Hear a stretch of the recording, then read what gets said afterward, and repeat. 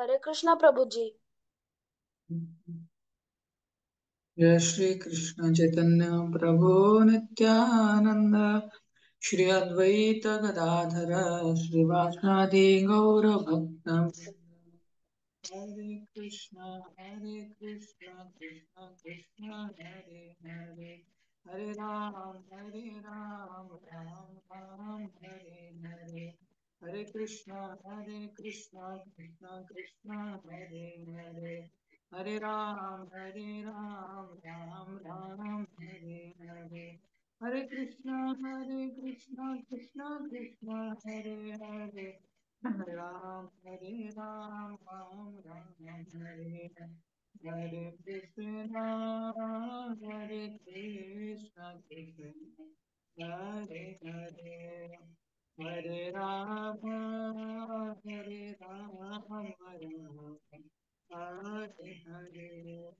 हरे कृष्णा कृष्णा कृष्णा हरे हरे हरे राम राम राम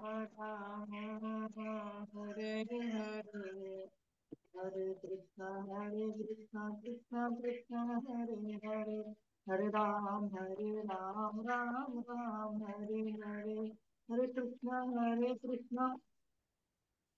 कृष्णा हरे कृष्णा कृष्णा हरे हरे हरे राम राम राम हरे हरे हरे कृष्णा कृष्णा हरे हरे हरे राम राम राम हरे हरे जय जगन्नाथ जय बलदेव जय मां सुभद्रा जय सुरश्याम जगन्नाथ स्वामी नयन पथगामी नयन पथगामी जय कृष्ण बलराम जय वृंदावन राम कृष्ण बलराम जय गिरि गोवर्धन कृष्ण बलराम जय यमुना गौरनिताय जय गौरनिताय पतित पावन गौरनिताय विठ्ठल गौर हरि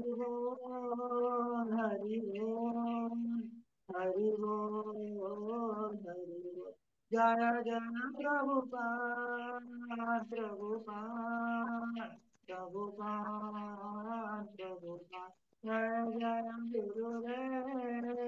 गुरुदेव गुरुदेव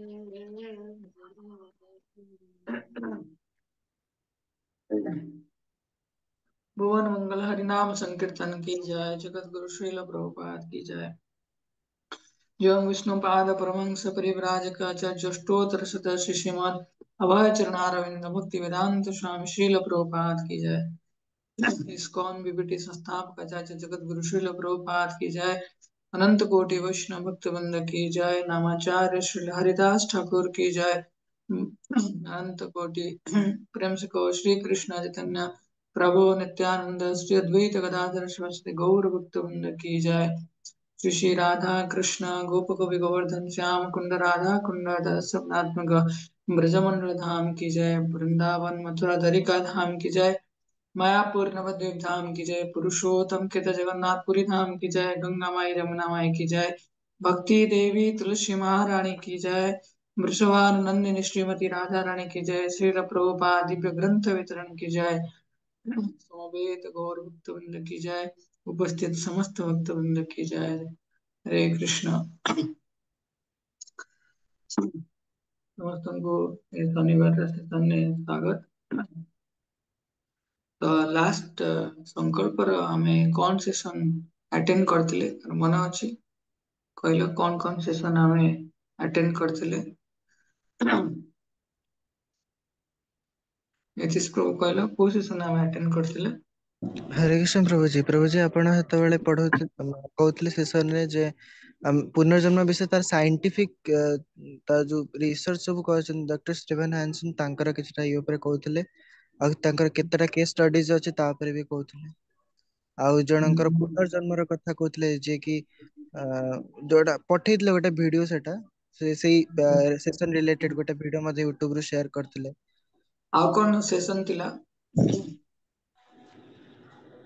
ସତ୍ୟବତ ପ୍ରଭୁ ଅନମ୍ୟୁଟ କରି କହିପାରିବ କଣ ସେସନ ଥିଲା? ପ୍ରଭୁଜୀ ମୁଁ ପୂର୍ବ ଦିଟା କ୍ଲାସ ଆଟେଣ୍ଡ କରିନଥିଲି। ୟୁଟ୍ୟୁବ ରେ ଦେଖିଥିବ ନା, ଯୋଉମାନେ ବି ଆଟେଣ୍ଡ କରିପାରିନ ତ ନେକ୍ସଟ ଷ୍ଟେପ ହେଲା କି ସେମାନେ ୟୁଟ୍ୟୁବ ରେ ଦେଖିକି ସେ କ୍ୱିଜ ଗୁରା ସଲ୍ଭ କରିବାର ଅଛି। ଆଜ୍ଞା ପ୍ରଭୁ, ନହେଲେ ଏକ୍ସାମ ଥିଲା ତ ଭାବି ଆଜି ଆଜି ଦେଖିଦେ। ଆଚ୍ଛା ହଁ ଏକ୍ସାମ ଥିଲା ତୁମର ଆଜି। ଠିକ ଅଛି ଏବେ କରିଦିଅ। କାର ମନେ ଆଜ୍ଞା। ଅଛି ଅନମ୍ୟୁଟ କରି କହିପାରିବେ? ଗୋଟେ ସେସନ ଥିଲା ଲାଷ୍ଟ ସେସନ ଟା।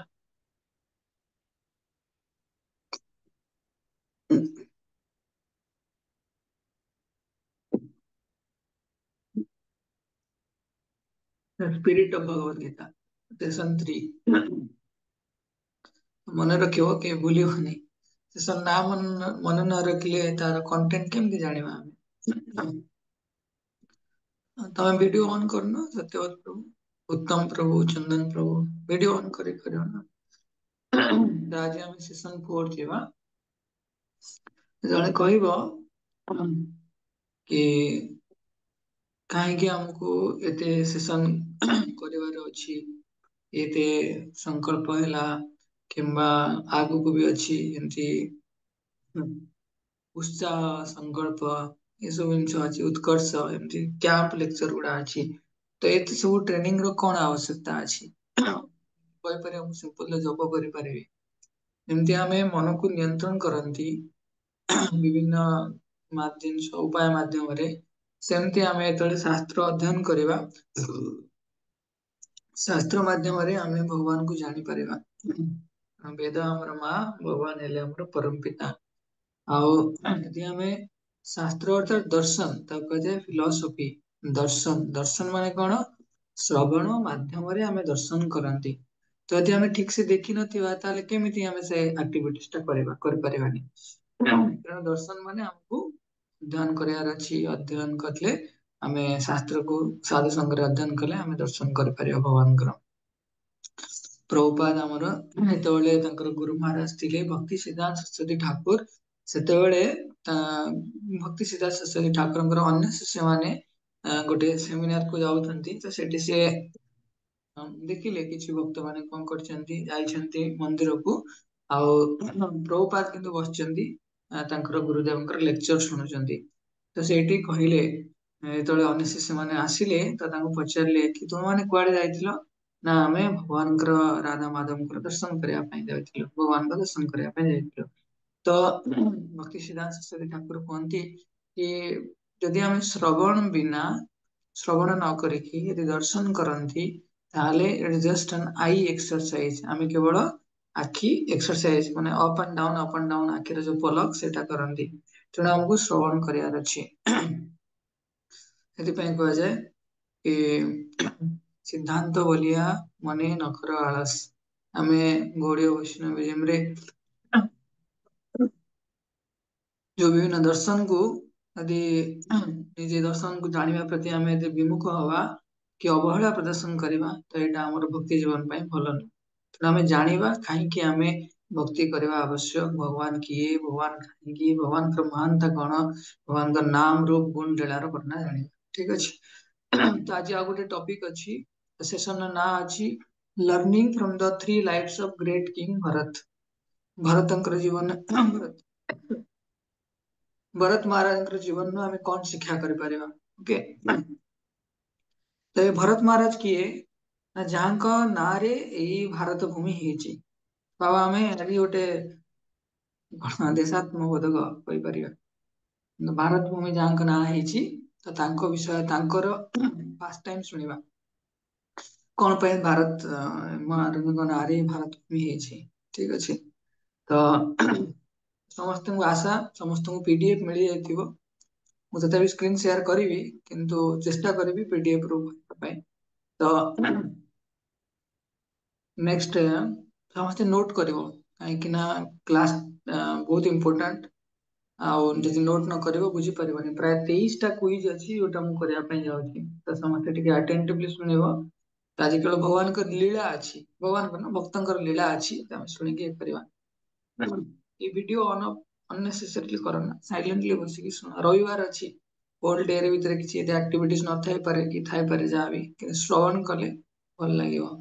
ତ ୟା ପୂର୍ବରୁ ଆମେ ପଢିଥିଲେ କି ଭଗବତ ଗୀତାର ସ୍ପିରିଟ ହେଲା ଡିଭୋସନାଲ ସ୍ପିରିଟ, ଆଉ ଆମେ ଆଧ୍ୟାତ୍ମିକ ଦୃଷ୍ଟିକୋଣ ଭକ୍ତି ଭାବପୂର୍ଣ୍ଣ ମନୋଭାବ ନେଇକି ଗୁରୁଙ୍କର, ଯିଏ ଗୁରୁ ପରମ୍ପରାରେ ଆସନ୍ତି ତାଙ୍କର ସାନ୍ନିଧ୍ୟରେ ବସିକି ଆମେ କଣ କରିବାର ଅଛି, ଭଗବତ ଗୀତା ଅଧ୍ୟୟନ କରିବାର ଅଛି। ତ ଭଗବତ ଗୀତାର ଫାଷ୍ଟ ଟିଚିଂସ୍ କହିଥିଲି କି ଆମେ ଶରୀର ନୁହେଁ, ଆମେ ଆତ୍ମା ବୋଲି। ଆତ୍ମାର ପୁନର୍ଜନ୍ମ ବି ଅଛି। ତ ଏ ପୁନର୍ଜନ୍ମର ରହସ୍ୟ ଆମେ ପ୍ରଥମ 2ଟି ସେସନରେ ଦେଖିଥିଲେ। କେମିତି ପୁନର୍ଜନ୍ମ ଇଟ୍ ଇଜ ସାଇଣ୍ଟିଫିକ ଫ୍ୟାକ୍ଟ, ଏଟା କୌଣସି ପ୍ରକାର ମନଗଢା କାହାଣୀ ନୁହେଁ, କିନ୍ତୁ ଏଇଟା ଗୋଟେ ସାଇଣ୍ଟିଫିକ ଫ୍ୟାକ୍ଟ। ତ କଣ ସେ ଫ୍ୟାକ୍ଟ ଆମେ ଶୁଣିଥିଲେ, କିନ୍ତୁ ଆଜି ଗୋଟେ ଉଦାହରଣ ନେଇକି ଦେଖିବା, ଆମର ଇତିହାସରୁ ଉଦାହରଣ ନେଇକି ଦେଖିବା, ପୁରାଣରୁ ଦେଖିବା। ତ ଜଣେ ରାଜା ଥିଲେ, ତାଙ୍କ ନାଁ ହେଲା ଭରତ ମହାରାଜ। ତ ଭରତ ମହାରାଜ କଣ କରିଥିଲେ, ସେ ବହୁତ ଦିନ ଧରିକି ଏଇ ଧରିତ୍ରୀରେ ଶାସନ କରିଥିଲେ, ପୃଥିବୀ ପୃଷ୍ଠକୁ ଶାସନ କରିଥିଲେ। ଆଉ ଯେତେବେଳେ ତାଙ୍କର ପର୍ଯ୍ୟାୟ ଆସିଲା ବାନପ୍ରସ୍ଥ ସନ୍ନ୍ୟାସ ନେବାର, ଯେମିତି ଆମର ଅଛି ବର୍ଣ୍ଣାଶ୍ରମରେ 4ଟି ଆଶ୍ରମ ଅଛି, ବ୍ରହ୍ମଚାରୀ ଯୋଉଟା 1ରୁ 25 ବର୍ଷ ପର୍ଯ୍ୟନ୍ତ, ବ୍ରହ୍ମଚାରୀ ପରେ ଗୃହସ୍ଥ ଆଶ୍ରମ, ଯୋଉଠି ଜଣେ ଧର୍ମପତ୍ନୀ ବିଭିନ୍ନ ସଂସ୍କାର ମାଧ୍ୟମରେ ଧର୍ମପତ୍ନୀକୁ ସ୍ୱୀକାର କରନ୍ତି। ତାପରେ ବାନପ୍ରସ୍ଥ ଆଶ୍ରମ, 50 ବର୍ଷରେ ବାନପ୍ରସ୍ଥ ନେବାର ଥାନ୍ତି, 50 ବର୍ଷରେ ସ୍ତ୍ରୀ ଆଉ ସ୍ୱାମୀ 2 ଜଣ ବାନପ୍ରସ୍ଥ ନିଅନ୍ତି। ଆଉ ତାପରେ ତୀର୍ଥ କରିବା ପାଇଁ କହିପାରିବା ଆଜିର ଟାଇମର ଲାଙ୍ଗୁଏଜରେ। ତାପରେ ଯେତେବେଳେ 75 ବର୍ଷ ହେଇଯାଏ, ସେତେବେଳେ ଯିଏ ସ୍ତ୍ରୀ ଥାଆନ୍ତି ସେ ଘରକୁ ପଳେଇ ଆସନ୍ତି। ଯାହା ସବୁ ଆଧ୍ୟାତ୍ମିକ ଜିନିଷ ଶିଖିଥାନ୍ତି ତାକୁ ଗୁରୁଜନ ହିସାବରେ ତାଙ୍କ ନେକ୍ସଟ ପିଢିକୁ ପ୍ରଦାନ କରନ୍ତି। ଆଉ ତାପରେ ନେକ୍ସଟ ସ୍ୱାମୀ କଣ କରନ୍ତି, ସନ୍ନ୍ୟାସ ଆଶ୍ରମକୁ ଧାରଣ କରନ୍ତି। ତ ଆଜି ଆମର ଅମ୍ବରୀଶ ମହାରାଜ, ଭରତ ମହାରାଜ କଣ କରିଛନ୍ତି, ତାଙ୍କର ଯୋଉ ଜୀବନର ସର୍ବୋତ୍ତମ ଲକ୍ଷ୍ୟ ଅଛି କୃଷ୍ଣଙ୍କୁ ପ୍ରାପ୍ତି କରିବା ବୋଲି, ଭଗବତ ପ୍ରାପ୍ତି କରିବା ପାଇଁ, ସେ କଣ ସବୁ କିଛି କି ନିଜର ଧର୍ମପତ୍ନୀ, ପିଲା, ସଂସାର ସବୁ କିଛି, ଧନରତ୍ନ, ସେ ପୁରା ଚକ୍ରବର୍ତ୍ତୀ ସମ୍ରାଟ ଥିଲେ, ତ ସବୁ କିଛି ଛାଡି ଦେଇଛନ୍ତି। ଆଉ ତାଙ୍କର ସ୍ପିରିଚୁଆଲ କ୍ୟାରିୟର ଆମେ ଏମିତି ଷ୍ଟାର୍ଟ କରୁଛେ ଯୋଗ କରିବା ପାଇଁ, ତ ସେ ତାଙ୍କର ସ୍ପିରିଚୁଆଲ କ୍ୟାରିୟରକୁ ଆଗକୁ ନବା ପାଇଁ ପୁଲହ ଆଶ୍ରମରେ ଜଏନ କରୁଛନ୍ତି। ପୁଲହ ଆଶ୍ରମର ଯୋଉ ହିମାଳୟର ପାଦଦେଶରେ ଅଛି ସେଠି ଯାଉଛନ୍ତି। ତ ପ୍ରତ୍ୟେକ ପ୍ରାତଃରେ ସେ କଣ କରୁଛନ୍ତି, ସକାଳୁ ଉଠିକି ଏମିତି ଆମେ ନାମ ଜପ କରନ୍ତି, ତ ସେ ଭଗବାନଙ୍କର ନାମ ଜପ କରୁଛନ୍ତି ବିଭିନ୍ନ ଶାସ୍ତ୍ର ମାଧ୍ୟମରେ। ଶାସ୍ତ୍ରରୁ ଭଗବାନ ଯଦି ଉତ୍ତମ ଶ୍ଲୋକ, ସେଥିପାଇଁ ବିଭିନ୍ନ ଶାସ୍ତ୍ରରୁ ଭଗବାନଙ୍କର ଗୁଣ କୀର୍ତ୍ତନ କରୁଛନ୍ତି। କିଛି ଫୁଲ, ଫଳ, କାଷ୍ଠ, ଇନ୍ଧନ ସବୁ ସଂଗ୍ରହ କରୁଛନ୍ତି ଭଗବାନଙ୍କୁ ଅର୍ପଣ କରିବା ପାଇଁ। ତ ଏଇଟା ହେଲା କାହାର, ଭରତ ମହାରାଜଙ୍କର ନୀତିଦିନିଆ ଘଟଣା। ଆଉ ଧୀରେ ଧୀରେ ସେ କଣ କରିଛନ୍ତି, ଭଗବାନଙ୍କୁ ଭୋଗ ଲଗେଇକି ଖାଉଛନ୍ତି, କହିପାରିବା ଏମିତି ସିମ୍ପଲ ଖାଇବା ଯାହା ଆଶ୍ରମରେ ମିଳେ। ଆଉ ଧୀରେ ଧୀରେ ଭଗବାନଙ୍କର ଉପରେ ସେ ନିବିଷ୍ଟ ହେଇଛନ୍ତି, ଭଗବାନଙ୍କ ଉପରେ ଭଗବାନଙ୍କର ବିଭିନ୍ନ ସେବା କରି କରି ତାଙ୍କୁ ବିଭିନ୍ନ ପ୍ରକାର ସ୍ପିରିଚୁଆଲ ଟ୍ରାନ୍ସ କହିପାରିବା, ଆଧ୍ୟାତ୍ମିକ ଜଗତର ଯୋଉ ଆନନ୍ଦ ପ୍ରାପ୍ତ ହଉଛି। ତ ଏତିକି ଷ୍ଟୋରି ହେଲା, ଷ୍ଟୋରୀର ଫାଷ୍ଟ ଇଏ ସରିଲା। ତ ସେଥିପାଇଁ ଯଦି ମୁଁ ପଚାରିବି ଏବେ, ତ କଣ ପାଇଁ ଆଜି ଭରତ ମହାରାଜ ପୁଲହ ଆଶ୍ରମକୁ ଯାଇଛନ୍ତି, ତ 4ଟା ଉତ୍ତର ହବ। ମୁଁ ଜଣକୁ ପଚାରିବି, ସମସ୍ତେ ଆଟେଣ୍ଟିଭଲି ଶୁଣିବ ହେଲା, ତାହେଲେ ଆନ୍ସର ଦେଇପାରିବ। ଯାହାକୁ ପଚାରିବି କିଏ ଭାବିବନି, ଫଟକିନା ଆନ୍ସର ଦବ। ତ ଭରତ ମହାରାଜଙ୍କର ପୁଲହ ଆଶ୍ରମକୁ ଯିବାର ଉଦ୍ଦେଶ୍ୟ କଣ, ଫାଷ୍ଟ କି ଭଗବାନଙ୍କୁ ବ୍ରହ୍ମ ରୂପରେ ନିଜେ ଧ୍ୟାନ କରିକି ତାଙ୍କ ସହିତ ଲୀନ ହେଇଯିବା। ସେକେଣ୍ଡ ଅପସନ କି ତାଙ୍କର ଯୋଉ ଷ୍ଟ୍ରେସ ଥିଲା, ରାଜକାର୍ଯ୍ୟ କରୁଥିଲେ, ସେ ଷ୍ଟ୍ରେସ ରୁ ମୁକ୍ତ ହବାକୁ ଚାହୁଁଥିଲେ।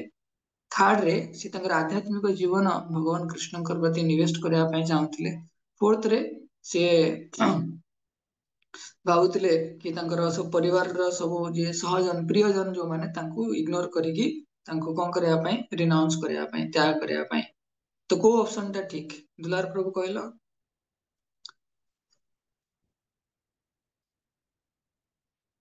ହରେ କୃଷ୍ଣ ପ୍ରଭୁଜୀ, ଏବେ ହୁଁ, ସାଙ୍ଗେ ଜଏନ କଲି, କଣଟା ଚାଲିଛି ଜାଣିନି। ଓକେ। ତ ସମସ୍ତେ ସେ ପିଡିଏଫ ଟା ଓପନ କରିପାରିବ, ଗ୍ରୁପ ରେ ମୁଁ ପଠେଇ ଦେଇଛି, ଆନାଉନ୍ସମେଣ୍ଟ ଗ୍ରୁପ ରେ ଅଛି, ସମସ୍ତେ ପିଡିଏଫ ଓପନ କରି ରଖିଥାଅ ହେଲା। ତ ଏଠି ଭରତ ମହାରାଜ କଣ ପାଇଁ ଜଙ୍ଗଲକୁ ଯାଉଛନ୍ତି ନା, ଭଗବାନ କୃଷ୍ଣଙ୍କର उपरे से ध्यान करया ପାଇଁ ଯାଉଛନ୍ତି ଭଗବାନଙ୍କର ଜୀବନରେ ସର୍ବୋତ୍ତମ ଲକ୍ଷ୍ୟକୁ ପ୍ରାପ୍ତ କରିବା ପାଇଁ ଯାଉଛନ୍ତି ହେଲା। ତ ଏଇଟା ଆନ୍ସର। ତ ଆନ୍ସର ହେଲା କଣ ଥାର୍ଡ ପଏଣ୍ଟ କି ଯଦି ଭିଡିଓ ଓପନ କରିଥିବ ତାହେଲେ third point. Okay next Bharat Maharaj ଏବେ କଣ କରିବେ ଯେତେବେଳେ ଯାଇଛନ୍ତି ତାଙ୍କର ସବୁ ଦୈନନ୍ଦିନ କାର୍ଯ୍ୟ କରୁଛନ୍ତି ଥରେ ଜଙ୍ଗଲରେ ଯୋଉ ଜଳାଶୟ ଅଛି ସେଠି ସେ ପାଣି ଆଣିବା ପାଇଁ ଯାଇଛନ୍ତି ଆଉ ସେଇ ସମୟରେ ଗୋଟେ ହରିଣଟେ ଯିଏ ଗର୍ଭବତୀ ଥିଲା ପ୍ରେଗନେଣ୍ଟ ଥିଲା ତ ସିଏ ଆସିକି ପାଣି ପିଉଛି ସେଇ ଟାଇମରେ ସେ ପାଣି ଯେତେବେଳେ ହରିଣ ପିଉଛି ଡରି ଡରି ପିଉଛି କାରଣ ବାଘର ଆସିବ ଆକ୍ରମଣ କରିବ ତ ତୁରନ୍ତ ଯେତେବେଳେ ପାଣି ପିଉଛି ଭରତ ମହାରାଜ ଦେଖୁଛନ୍ତି ତ ସେଇ ସମୟରେ ଗୋଟେ ବ୍ୟାଘ୍ର ଚିତ୍କାର କରିଛି ଜୋରସେ ରୋର ମାନେ ସାଉଣ୍ଡ ଜୋରସେ କରିଛି ତ ତାର ଭୟରେ ସେ ଯୋଉ ହରିଣ ଥିଲା ସେ ଡେଇଁ ପଡିଛି। ତ ଡେଇଁ ପଡିବା ସମୟରେ ଯେହେତୁ ସେ ଗର୍ଭବତୀ ଥିଲା ତ ତାର ଯୋଉ ଛୁଆଟା ସେ କଣ ତାର ଗର୍ଭରୁ ବାହାରକୁ ଆସିକି ପାଣିରେ ପଡିଯାଇଛି।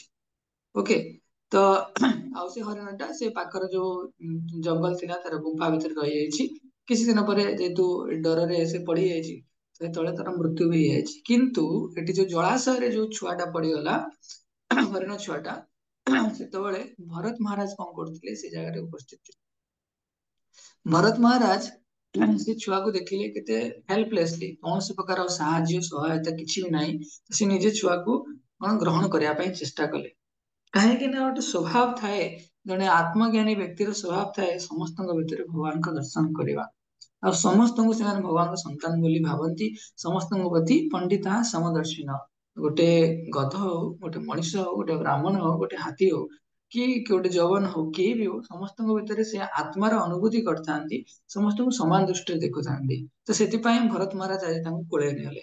ତ କୁଇଜ ଟୁରେ ଯଦି କିଏ ପଚାରିବ କି କଣ ପାଇଁ ଆଜି ଭରତ ମହାରାଜ କଣ କରିଛନ୍ତି ସେ ହରିଣକୁ ନେଇକି ଗଲେ ଚାରିଟା ଅପସନ ଦଉଛି ସମସ୍ତେ କହିବ କି ଭରତ ମହାରାଜ ଜଣେ ଅନୁଭବୀଶୀଳ ବ୍ୟକ୍ତି ଥିଲେ ଯିଏ ଜାଣିଥିଲେ ସମସ୍ତେ ଭଗବାନଙ୍କର ସନ୍ତାନ ଆଉ ସମସ୍ତେ ଆତ୍ମା ବୋଲି।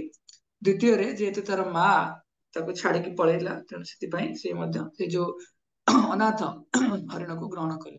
ଥାର୍ଡରେ ସ୍ୱାଭାବିକ ରୂପରେ ଗୋଟେ ସାଧୁର ଲକ୍ଷଣ ତ ସମସ୍ତଙ୍କ ପ୍ରତି ସେ କଣ କମ ଦୟା ପରବଶିତ ହେବେ।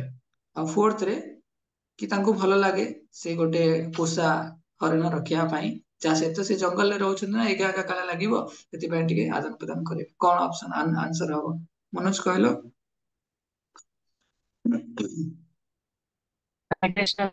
Last answer. ଓକେ ଆଦିତ୍ୟ ପ୍ରଭୁଜୀ ଥାର୍ଡ ଅପସନ ହବ। ଜଗନ୍ନାଥ ତୁମେ କହିବ?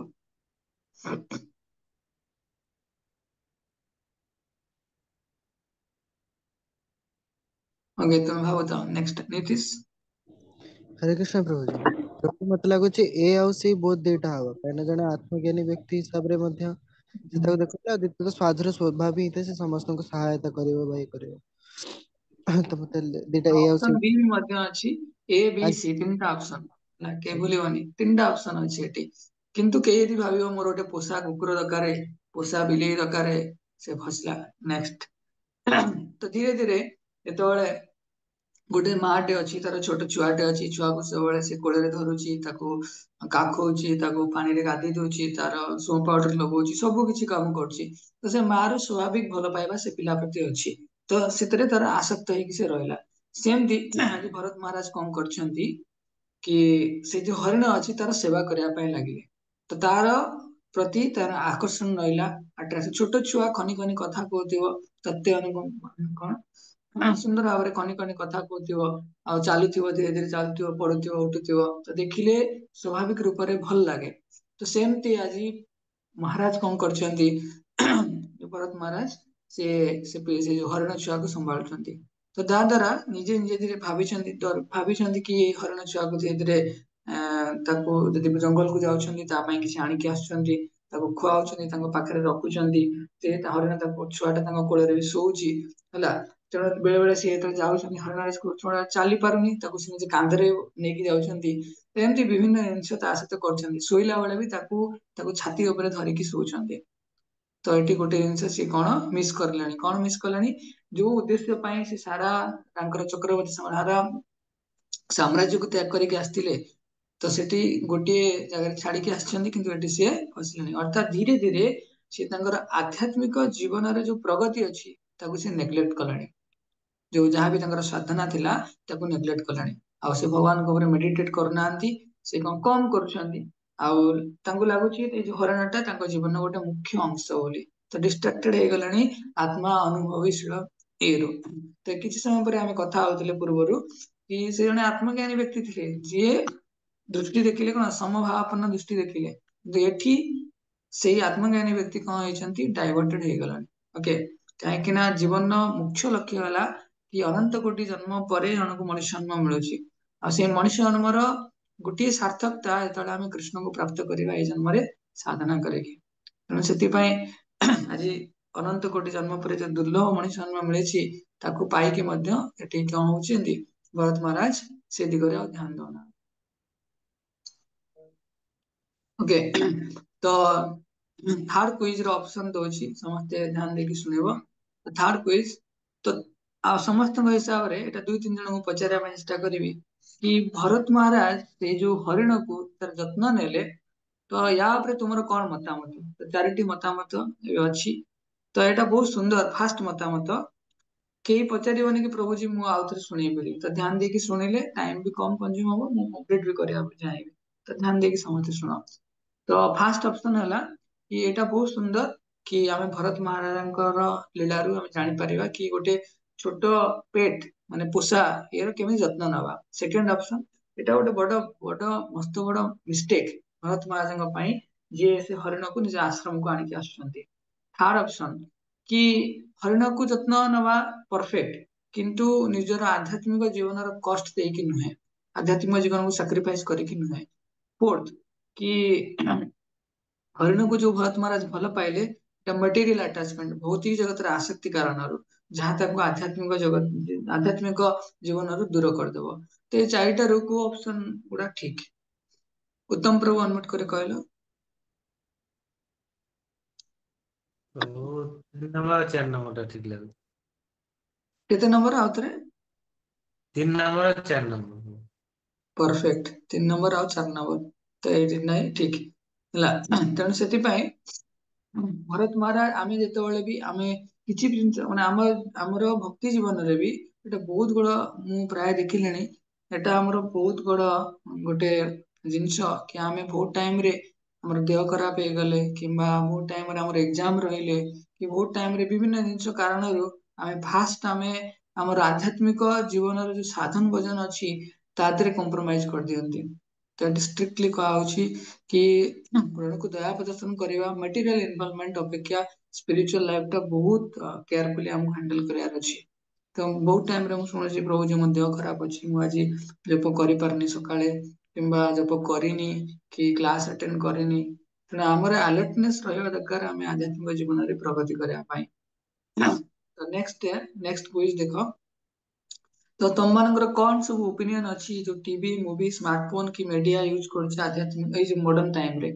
4ଟି ଅପସନ, କି ପିପଲ ବିକମିଂ ମୋର ଇମ୍ପର୍ସନାଲ, ମାନେ ଗ୍ୟାଜେଟ ୟୁଜ କଲେ ଆମେ ଆମର ହାର୍ଟ ଟୁ ହାର୍ଟ କାହା ସହିତ କନେକ୍ଟ କରିପାରନ୍ତିନି, ବୁଝିଲା। ବେଶୀ ଗ୍ୟାଜେଟ ଯଦି ବ୍ୟବହାର କରିବ, ସେ ଡିଜିଟାଲ ଦୁନିଆରେ ରହିବା ପାଇଁ ପସନ୍ଦ କରିବ, ସେ ବ୍ୟକ୍ତି ବ୍ୟକ୍ତି ଭିତରେ ସମ୍ପର୍କ ଭଲ ରହିବନି। ତ ଏଥିପାଇଁ ଆମକୁ ଲିମିଟେଡ ୟୁଜ କରିବାର ଅଛି, ଆଉ ଆମେ ଏନ୍ଜୟ କରିବାର ଅଛି ଫ୍ରେଣ୍ଡ ଫ୍ୟାମିଲି ରିଲେଟିଭ ଭିତରେ। ସେକେଣ୍ଡ ଅପସନ, କି ଏହା ଆମର ଓଭର ୟୁଜ କରିବା ଦ୍ଵାରା କେହି କେହି 5 ଘଣ୍ଟା 6 ଘଣ୍ଟା 10 ଘଣ୍ଟା ମୋବାଇଲ ୟୁଜ କରୁଛନ୍ତି, ରିଲ୍ସ ବଗେରା ଦେଖୁଛନ୍ତି, ଯାହା ବି ଅଛି ତାହା ଆମର କ୍ୟାରିୟର ଖରାପ ହଉଛି। ଆଉ ତେଣୁ ମତେ ମୋର ଆଧ୍ୟାତ୍ମିକ ଜୀବନକୁ ପ୍ରଗତି ବଢିଆ ସେ ସୁନ୍ଦର ଭାବରେ କରିବା ପାଇଁ କେୟାରଫୁଲି ୟୁଜ କରିବାର ଅଛି। ଥାର୍ଡ, କି କେହି ଭାବିପାରେ ଥାର୍ଡ ଅପସନରେ କି ଏହା ମଡର୍ନ ଟାଇମ ପାଇଁ ଗୋଟେ ବୁନ, ଗୋଟେ ଆଶୀର୍ବାଦ ଭଳିଆ, ଯାହା ଦ୍ୱାରା ଆମେ ଏଣ୍ଟରଟେନମେଣ୍ଟ ଲେଭେଲକୁ ଆଉ ଗୋଟେ ନେକ୍ସଟ ଲେଭେଲକୁ ନେଇପାରିବା।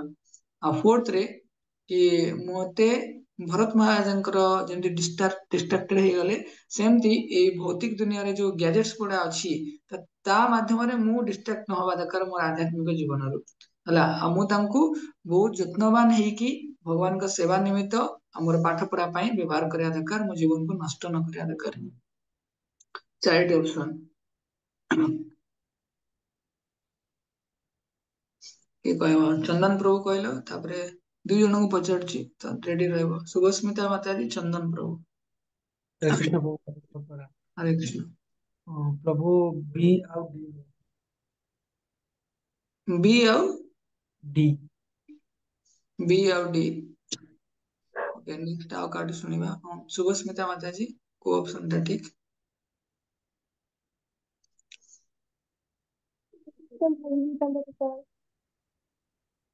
केते number okay next Aditya Prabhu Prabhu ji first second and fourth.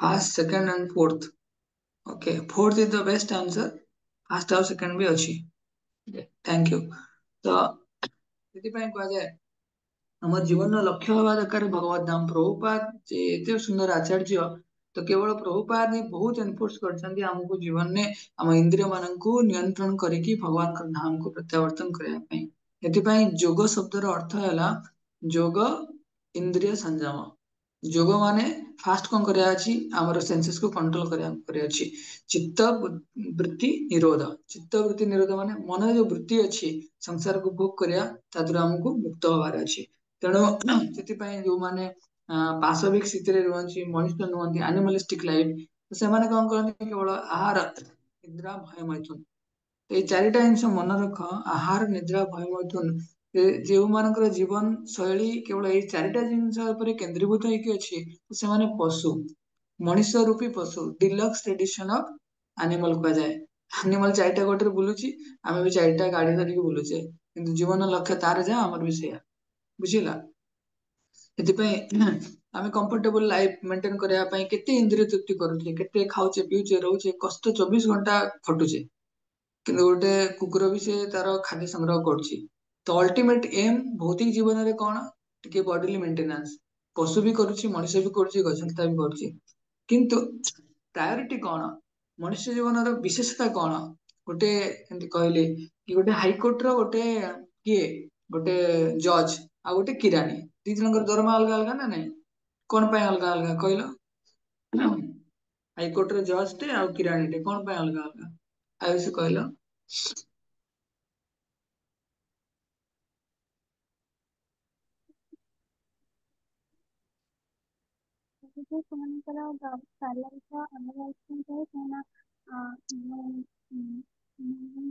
Okay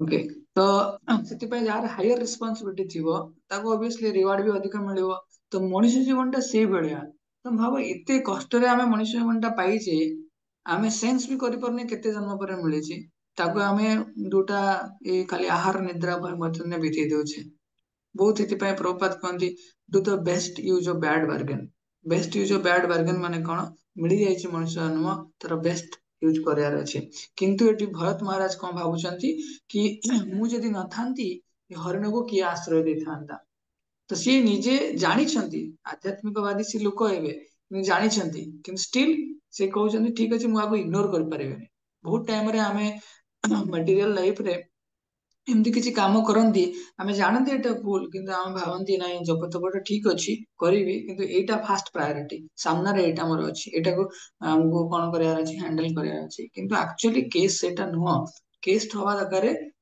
କି ଆମକୁ ସବୁବେଳ ପାଇଁ ଜୀବନର ଅନ୍ତିମ ଶ୍ୱାସ ପର୍ଯ୍ୟନ୍ତ ଆଧ୍ୟାତ୍ମିକ ଜିନିଷ ପ୍ରତି କୃଷ୍ଣ ଭାବନା ମନ୍ତ୍ର ପ୍ରତି ସବୁବେଳେ ସଜାଗ ରହିବାର ଅଛି ତାକୁ ଫାଷ୍ଟ ପ୍ରାୟୋରିଟି ଆଟେଣ୍ଡ କରିବାର ଅଛି କାହିଁକି ନା ଭୌତିକ ସମସ୍ୟାର ଆଧ୍ୟାତ୍ମିକ ସମାଧାନ ହିଁ ଅଛି ଭୌତିକ ସମସ୍ୟାର ସମାଧାନ ଯଦି ଭୌତିକ ରହିଲା ତାହେଲେ କେବେ ବି ଚିରସ୍ଥାୟୀ ନୁହଁ ହେଲା ତେଣୁ ସେ ଭାବୁଛନ୍ତି to neglect a helpless person who has taken shelter of me would be great fault ଯଦି ଗୋଟେ ଅସହାୟ ବ୍ୟକ୍ତିକୁ ମୁଁ ସାହାଯ୍ୟ ନ କରିବି ତାହେଲେ ଏଇଟା ବହୁତ ବଡ ମସ୍ତ ବଡ ଭୁଲ ହବ ଯାହାକୁ ମୁଁ ଆଶ୍ରୟ ଦେଇଛି ଓକେ ତ ଏଇ ଜାଗାରେ ମିଷ୍ଟେକ ଟା କୋଉଠି ରହିଲା କୋଉ ଜାଗାକୁ ସେ ମିଷ୍ଟେକ କରୁଛନ୍ତି କାରଣ ସିଏ ନିଜର ଆଧ୍ୟାତ୍ମିକ ଜୀବନକୁ ପୁରା ସାକ୍ରିଫାଇସ କରୁଛନ୍ତି ବୁଝ ତେଣୁ ସେଥିପାଇଁ ନେକ୍ସଟ କ୍ୱେଶ୍ଚିନ୍ ଅଛି କି କୋଉ କୋଉ ଜିନିଷ what will you do if କୋଉ ଜିନିଷ ଯେତେବେଳେ ଆମର ଆଧ୍ୟାତ୍ମିକ ଜିନିଷକୁ କମ୍ପ୍ରମାଇଜ କରିବା ପାଇଁ ଆମକୁ କୁହେ ସେତେବେଳେ ଆମକୁ କଣ କରିବା ଦରକାର ଏଇଟା ମୁଁ ସମସ୍ତଙ୍କୁ ପଚାରିବି ସମସ୍ତେ ଦେଖିଦିଅ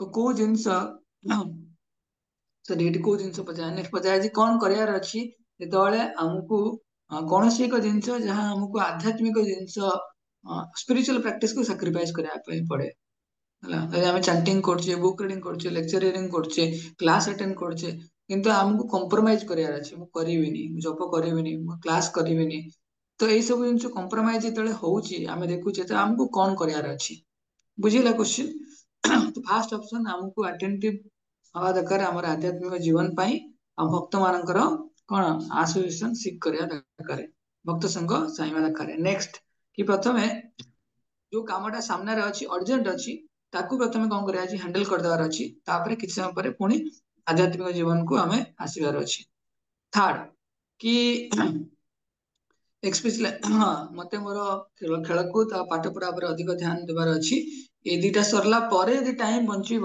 ଶୋଇଲା ବେଳକୁ ଜପ କରିବି ଅର୍ଥାତ ଆଧ୍ୟାତ୍ମିକ ଜୀବନ ଦେଖିବି ଫୋର୍ଥ କି ମତେ ସ୍ପିରିଚୁଆଲ ଆଧ୍ୟାତ୍ମିକ ଜୀବନ କୃଷ୍ଣ ଭାବନା ମଧ୍ୟ ହବାର ଅଛି ଆଉ ଯେତେବେଳେ ଟାଇମ ମିଳିବ ସବୁବେଳେ ନୁହଁ ଯେତେବେଳେ ଟାଇମ ମିଳିବ ଫାଷ୍ଟ ମୋ ମ୍ୟାଟେରିଆଲ କାମ କରିବାର ଅଛି ପାଠ ପଢା ଯାହା ବି ଅଛି ଶୋଇବା ଖାଇବା ପିଇବା ରିଲ୍ସ ଦେଖିବା ମୋବାଇଲ ବ୍ୟବହାର କରିବା ଘର ସାଙ୍ଗରେ କଥା ହବା ସବୁ ସରିଲା ପରେ ମୁଁ ଭକ୍ତି ଆଡକୁ ଯିବି ତ ଏ ଚାରିଟା ଅପସନ କୋଉଟା ଠିକ ଉତ୍ତମ ପ୍ରଭୁ କହିଲ तो एक नंबर टा ठीक है एक नंबर टा ठीक ओके नेक्स्ट शुभश्री माता जी हरे कृष्ण प्रभु जी ऑप्शन 1 नीतीश प्रभु हरे कृष्ण प्रभु जी मते भी 1 नंबर टा ही ठीक है ओके ଆଉ କାହାର ଅଲଗା ମତ ଅଛି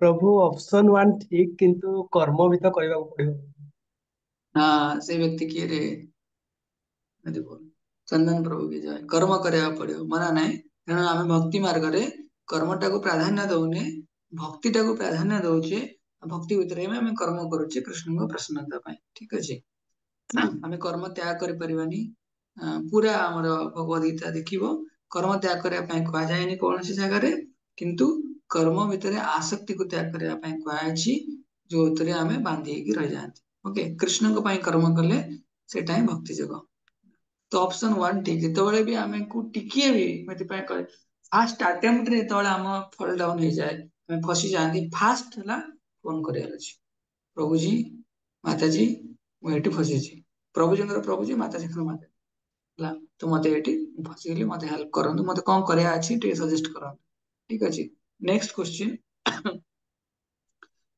କଣ କଣ ଏକ୍ସାମ୍ପଲ ଅଛି ଆମେ ବିଭିନ୍ନ ଏକ୍ସାମ୍ପଲ ଦେଲେ ବହୁତ ସମୟରେ ଆମେ ଆମର କୃଷ୍ଣ କନସିୟସ କୁ ବ୍ୟାକ୍ ସିଟ୍ କୁ ନେଇଯାଆନ୍ତି ଆଉ ଆମର ମଟେରିଆଲ ଲାଇଫ ଭୌତିକ ଜୀବନକୁ ସାମ୍ନାରେ ରଖନ୍ତି ଓକେ ତ ସମସ୍ତେ କହିପାରିବ which of the one do you feel that you can forgo to ensure spiritual life intact ଏଇ ଯୋଉ ଚାରିଟି ଅପସନ ମୁଁ ଏବେ କହିବି ଏଟା ସମସ୍ତଙ୍କର ପର୍ସନାଲ ଆଉ ଚାରିଟି ଅପସନ ହିଁ ଠିକ କିନ୍ତୁ ସମସ୍ତେ କହିବ କାହାର କଣ ଅଛି ଯିଏ ଚାହୁଁଛନ୍ତି ମୋର ଏଇ ଯୋଉ ଖରାପ ଗୁଣ ଅଛି ୟାପରେ ଏଇ ଗୁଣ ଗୁଡା ଯୋଉଟା ଆମେ ଆଗ ଉପରୁ ଶୁଣିଲେ କି ଏଇ ସବୁ କରିବାର ନାହିଁ ବୋଲି ଯାହା ମାଧ୍ୟମରେ ଆମେ ଭକ୍ତିଟା ପଛେଇ ଯାଉଛେ ତ ଆମେ ପୁଣି ଭକ୍ତିରେ ଆଗକୁ ଯିବାର ଅଛି ତ ଚାରିଟି ଅପସନ ଅଛି ସମସ୍ତେ କହିବ କାହାର କୋଉ ଜାଗାରେ ଅଛି ଫାଷ୍ଟ ହେଲା ମୁଭି ଦେଖିବା ଭିଡିଓ ଗେମ୍ ଆଉ ଇଣ୍ଟରନେଟରେ ରିଲ୍ସ ବନେଇବା ଆଉ ଗିଟାର ପ୍ଲେଇଂ କରିବା ସେକେଣ୍ଡ ଅପସନ କ୍ରିକେଟ ଫ୍ରେଣ୍ଡ ମାନଙ୍କ ସହିତ ବୁଲିବା ଏକ୍ସରସାଇଜ କରିବା ଜଗିଙ୍ଗ କରିବା ସକାଳୁ ସକାଳୁ ରହୁଛି ଆମେ ଉଠି ପାରୁନୁ କାହିଁକି ନା ଆମେ ସକାଳେ ଜଗିଙ୍ଗ କରିବାକୁ ଯାଉଛୁ ତ ଏଇଟା ଗୋଟେ ଅପସନ ଅଛି ଥାର୍ଡରେ ଶୋଇ ରହିବା ଛୁଟି ଦିନ ହେଲେ ବି ଶୋଇ ରହିବା ସାଙ୍ଗମାନଙ୍କ ସହିତ ଚିଟ ଚାଟ କଥା ହେବା ଇଏ ସବୁ ଫୋର୍ଥରେ ସକାଳେ ଶୋଇ ରହିବା ତ ଚାରିଟି ଅପସନ କୋଉ ଅପସନ ଟା କାହା ପ୍ରତି କିଏ ଭାବୁଛନ୍ତି କି ନାଇଁ ମୁଁ ଭକ୍ତିରେ ଆଗକୁ ଯିବା ପାଇଁ ମତେ ଏଇ ଭିତରୁ ଏଇଟା ମୋର ଅଛି ଏଇ ପ୍ରୋବ୍ଲେମ ମୁଁ ଏଇଟା ସଲ୍ଭ କରିବାର ଅଛି ବୋଲି କିଏ କହିବ ଜଗନ୍ନାଥ ହରି ବୋଲ କୁହ प्रभु जी ऑप्शन बी ଅପସନ ବି ତାହେଲେ ତମେ କ୍ରିକେଟ ଖେଳୁଛ ନା ସାଙ୍ଗମାନଙ୍କ ସହିତ ତ ଯାଉନ ସକାଳୁ କଣ ଅପସନ ବି ରେ ତମର ରହିଲା କ୍ରିକେଟ ସକାଳେ ଜଗିଙ୍ଗ କରୁଛି ଆଉ ଏକ୍ସରସାଇଜ କରୁଛି ଆଉ ନା ତମେ ସକାଳେ ଏକ୍ସରସାଇଜ କରିବ ଜଗିଂ ବି ଯିବ ହେଲା ଏଟା ମନା କରାହଉନି ହେଲା ଏଇଟା କୁହାଯାଇଛି ଆମେ ଭକ୍ତିଟା କରିବାର ଅଛି କିନ୍ତୁ ଭକ୍ତିଟାକୁ କମ୍ପ୍ରମାଇଜ କରିବାନି ହେଲା ଜଗିଂ ବି ଯିବା ଜଗିଂ ପୂର୍ବରୁ ଜପଟି କରିଦେଇ ପଳେଇବା ତାପରେ ଜଗିଂ କଲାବେଳେ ଜପ କରି କରି ଯିବା ଆଇଲା ବେଳେ ଜପ କରି କରି ଆସିବା ମନା କରାହେଇନି ହେଲା ଏକ୍ସରସାଇଜ ବଡି ଭଲ ରହିଲେ ହବ किंतु अननेसेसरी मोबाइल इंटरनेट सकाळे शोइबाटा आम समस्तଙ୍କର ଟିକେ प्रोब्लेम अछि देखिबार अछि आ mobile minimum use restricted use productive use तीनटा देखिबार अछि ओके तो नेक्स्ट एटा समस्त भाई हेबे तो जो भरत महाराजंकर जो चरित्र रहिला तांकर व्यवहार रहिला जो हरिण प्रति से आसक्त होई गले तो कौन करिया दरकार एक्चुअली चारटी ऑप्शन अछि ओम प्रभु कहबो कि से दीटा करि पारे फर्स्ट ऑप्शन ने से दीटा करि पारिबे सेकंड हां फर्स्ट ऑप्शन दीटा करि पारिबे आडे हरिणर यत्न भी नै पारिबे भगवानकर भक्ति भी कर पारिबे तो तांको चूज करिया दियो से कोटा करिवे सेकंड ऑप्शन जदि से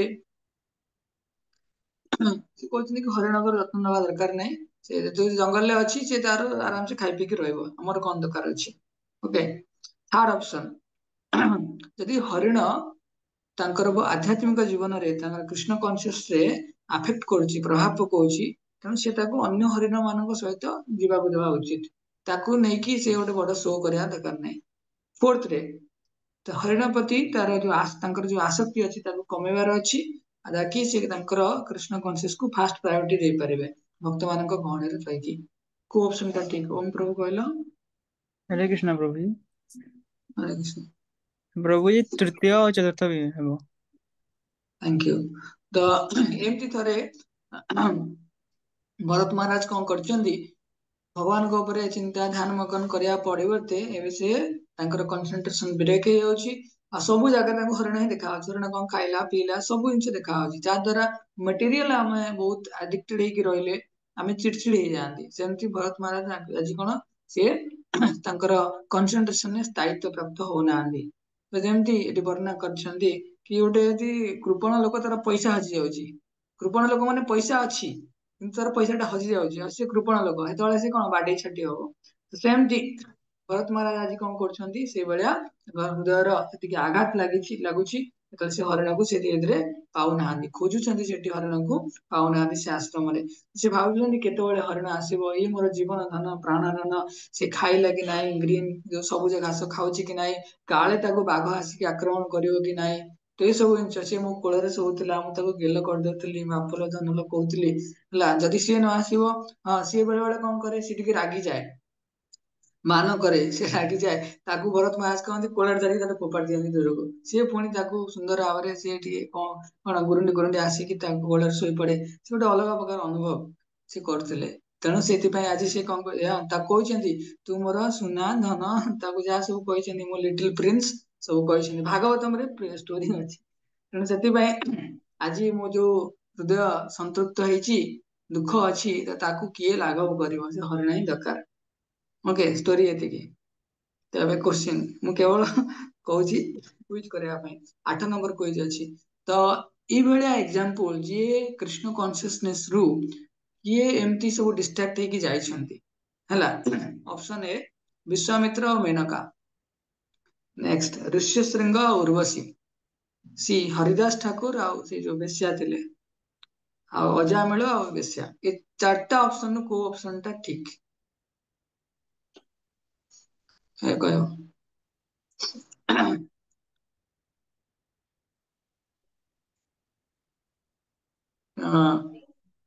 उत्तम प्रभु कहला को ऑप्शन टा ठीक समझे सुनिचंती मेनका उर्वशी ये दिटा सुनिचंती विश्वामित्र मेनका को सॉरी मेनका विश्वामित्र को केंति प्रलुब्ध करे देथिले हला तापरे ऋष्यसिंह उर्वशी स्टोरी अछि भी हरिदास ठाकुर प्रोस्टिट्यूट नथिले हरिदास ठाकुर से बेश्या जे थिले तांका ऊपर से विजय प्राप्त करथिले अर्थात सी ता द्वारा प्रभावित हे नथिले ओके अजामिल किंतु प्रभावित हे जायथिले हरिदास ठाकुर अजामिल दिन रे से बेश्या को दिन रे देखिथिले आ कम समय पाई देखिथिले किंतु हरिदास ठाकुर राति रे निर्जन जंगल रे से बेश्या तांका पाखरे बसिथिले आ ई हरिनाम नौथिले एति पय कजे नामाचार्य हरिदास ठाकुर की जाय ओके तो ऑप्शन हला first thing sorry first second fourth तो next option how can a person alert by maya get हां जणी यदि माया रो कब्जा रे अछि से केमिति मुक्त होई परिबो तो फास्ट ऑप्शन के भाइबो कि माया बहुत स्ट्रांग अछि किंतु मते मोर इंद्रिय को नियंत्रण करया पई ध्यान देवार अछि सेकंड ऑप्शन कि भगवान को प्रार्थना करिवि तांकर कृपा आशीर्वाद भिक्षा करिवि थर्ड ऑप्शन मु भक्त मानक संग करिवि आ मोर मन रे जहाँ भी किछि अछि भक्त मानकु कहिबी जे मते गाइड करि पारिबे। फोर्थ, माया बहुत स्ट्रांग, जे माया रे पड़ला से अब आसीबनी। को ऑप्शन ता ठीक? शुभस्मिता माता जी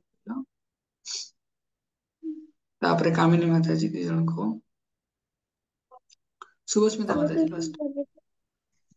हाँ फर्स्ट सेकंड थर्ड फास्ट और third? Second third second third Kamini माता जी हरे कृष्ण प्रभु दंडवत सेकंड और थर्ड सेकंड और first second third second third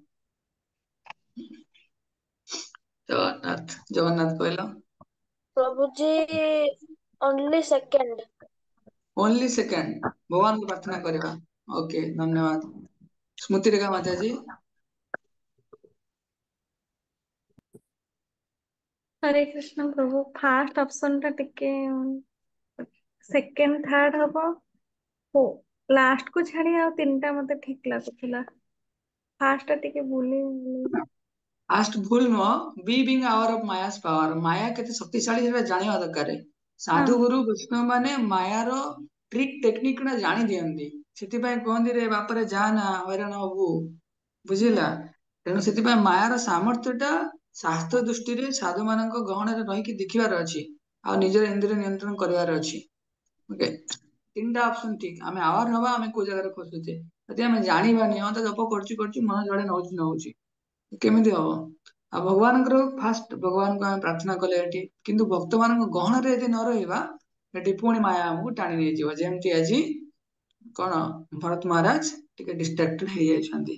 तो नेक्स्ट भरत महाराज जेतବେଳେ खोजिछन्ती पूरा पागल भलिया से छोट हरिणर पाद चिन्ह देखिकी आ से भाबिछन्ती मोर तार पुओ जेमति मरि गले जेमति कष्ट होय सेमति कष्ट होइछि आ पूरा सारा जीवन तांको जेमति लाଗୁछि कि कोन विरहर अग्नि रे दग्ध होला भलिया। सडनली एई खोजी खोजी खोजी खोजी भरत महाराज पड़ी जाइछन्ती आ बहुत इंजर्ड हे जाइछन्ती आ जेतବେଳେ इंजर्ड हे जाइछन्ती मृत्युर सन्निकट ହେଇछि एबे टर्निंग पॉइंट अछि समस्त टिके ध्यान देकी सुनंतु। ठीक सेही समय जेतବେଳେ से पड़ी जाइछन्ती मृत्यु सन्निकट होउछन्ती सेतବେଳେ से देखिले हरिणटा आसी पहुंची जाइछि आ ताकू देखिकी तांका भितरे जान तो पळे आसला किंतु जान पळेबो एबे काहेकि ना से मृत्युर सन्निकट रे अछन्ती आ भाबिले कि सब किछि मिली जाइछि तांको। तेणु अंतिम समय रे भगवद गीता रे कहे कि अंत काले च मामेव स्मरण मुक्ता कलेवरम जब प्रयाति समद्भावम नाति जाति नास्त्यत्र संशय।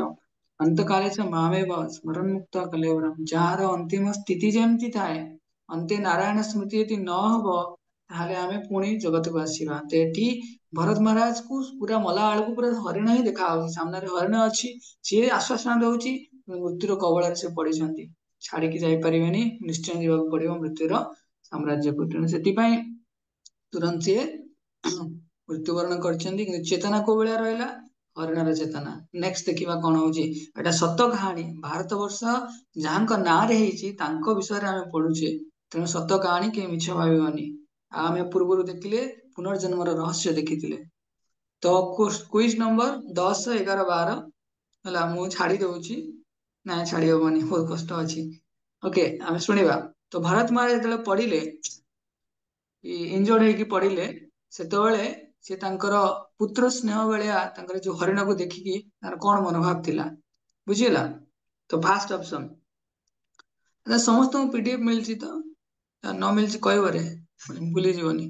तो फास्ट ऑप्शन आज्ञा अछि प्रभु कि ओके फास्ट ऑप्शन अछि तांकर भौतिक जो संपर्क अछि तांकर भौतिक संपर्क ए हरिण सहित सेतरे जेतले से ऑब्जर्व हेकी रहि जाइछन्ती ता द्वारा तांको पुनः पशु जन्म मिलिबो। फास्ट ऑप्शन एटा भौतिक चेतना रे जदि आने ऑब्जर्व हेकी निविष्ट हेकी रहला पशु जन्म मिलिबो। तो नेक्स्ट ऑप्शन हला ए जो इनोसेंट माने इनोसेंट क्रिएचर रहले पेट पोषा तो तांको ताकर जो भल पाइबा से जिंस को हमको संरक्षित करके रखियार अछि डिस्करेज करियार नै नै समत को घर गोटे पोषा कुकुर पोषा बिलेई टेडी बियर रहया दरकार हैला।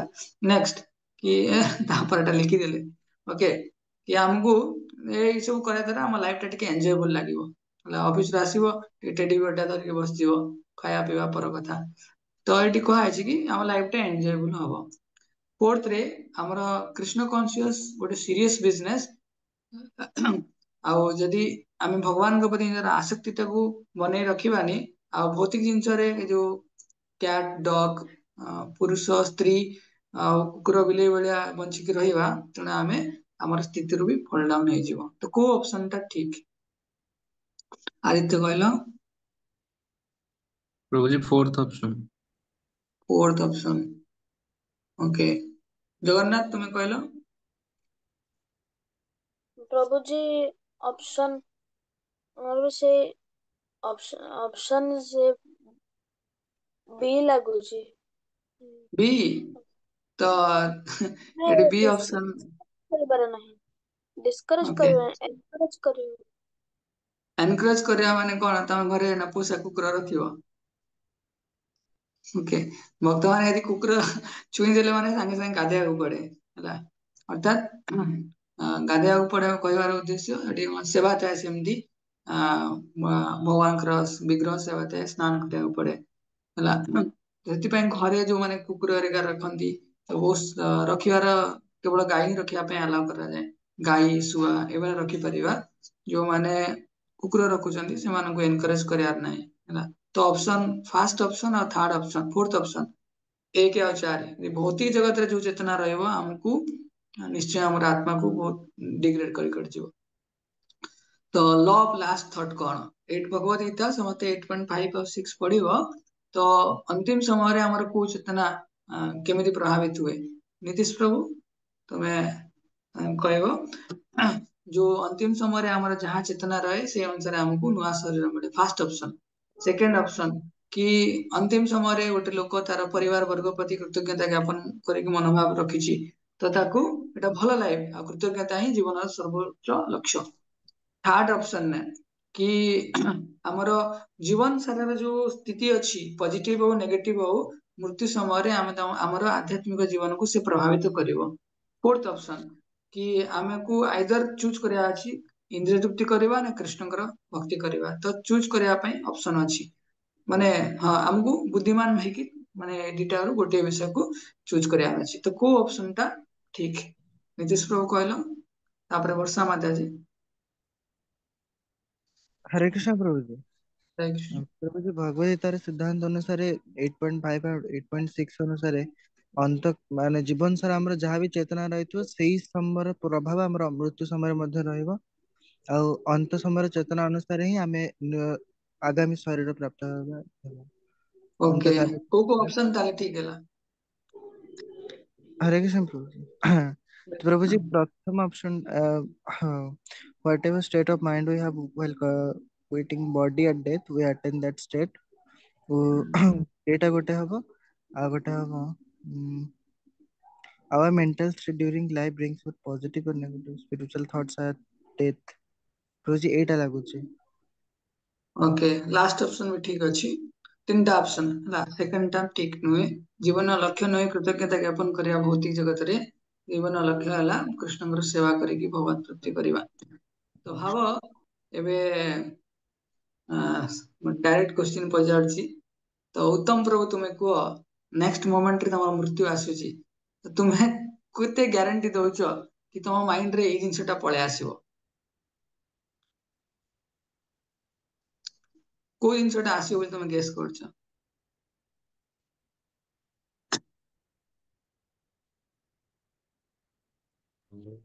अनम्यूट करे हां हरे कृष्ण प्रभु नेक्स्ट प्रभु तो सेमता किछि आसीबो नै सेमता चेतना जे कोन आसीबो कोटा आसीबो बोली तमे एक्सपेक्ट करछ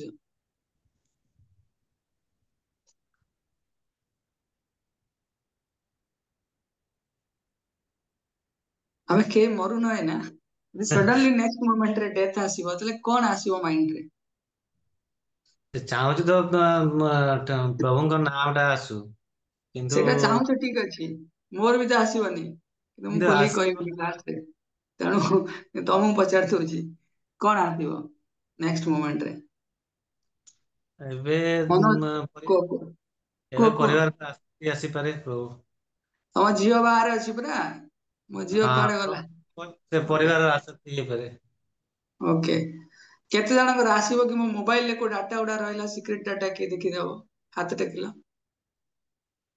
मोर डाटा रही जाइए मोबाइल है किए यदि बोल खोलदेला मोर सब पर्दा पास हो ओके मला पूर्व एटलिस्ट मोबाइल क्लीन करके जीवार अच्छी रेडी हो जा तेना भगवान को ना डाकियार अच्छी लक्ष्य सेटा कि आम स्टेट सेटा नुह एबे ओके तो नेक्स्ट से पिला मानकर ना बापा माने सब दियंती पेरेंट्स माने कृष्ण गोविंद राधा ये सब दियंती आ द्वारा आम पिला डाकी डाकी डाकी डाकी ये करें एबे तो समय परिवर्तन हो जाଉଛି पिलांको ना आम अलग कौन कौन दौचे हाँ ये गौरांग प्रभु अच्छा मो रूममेट से पिला को सब हरि हरि कहीकि डाकुं पिला एबे तो 5-6 दिन की जन्म होती तो हरि हरि कहीकि डाकुं तो भल अभ्यास है क्वेश्चन नंबर 13 अच्छी तो समस्ते देखीदब सब तक ऑप्शन ठीक अच्छी तो ये भरत महाराज जो शरीर त्याग कर नुआ शरीर मिली कर्मणा दैव नेत्रेण जंतुर्देह उपपत्य स्त्रीय प्रविष्ट उदरं पुंसरे प्रणश्य जो चेतना अनुसार भगवान जो दैवी शक्ति अच्छी सॉरी दैव प्रकृति अच्छी तो तांकर अनुध्यान गोटे मार गर्भरे गोटे पुरुषर वीर्य द्वारा से शरीर प्राप्त हुए हरिण शरीर प्राप्त होती भगवान अपूर्व कृपा रिइनकार्नेशन पड़े पुनर्जन्म तेणु भगवान कृपारू सब कथा पूर्व जन्म मन अच्छी ओके से सी भगवान को प्रार्थना करछंती बहुत क्रंदन करछंती कहछंती कि केते बड़ निर्बोध थिली केते बड़ निर्बोध थिली कि मु सारा संसार सब किसी त्याग करिकी राजकीय वेशभूषा पाठ सब छाग करिकी मु आसी जंगल में रही सन्यासी होगी भगवान को सेवा करने हरिणर मोहजाल पड़गली बहुत क्रंदन कर मेडिटेट करछंती को भूलटा रहिला ताको पुणी सुधारे भगवान को पुनः मनोनिविष्ट करछंती निज भाग्य को कोशिछंती बहुत क्रंदन करछंती तळे किंतु एथरे रेस्ट्रिक्ट हेकी बंचिया चाहिए तो कौन कौन करछंती हाँ तो कहछंती या पई केही दोषी नुहे के दोषी मु ही व्यक्तिगत रूप दोषी प्रभात पाणी पीडीएफ सेंड करया पई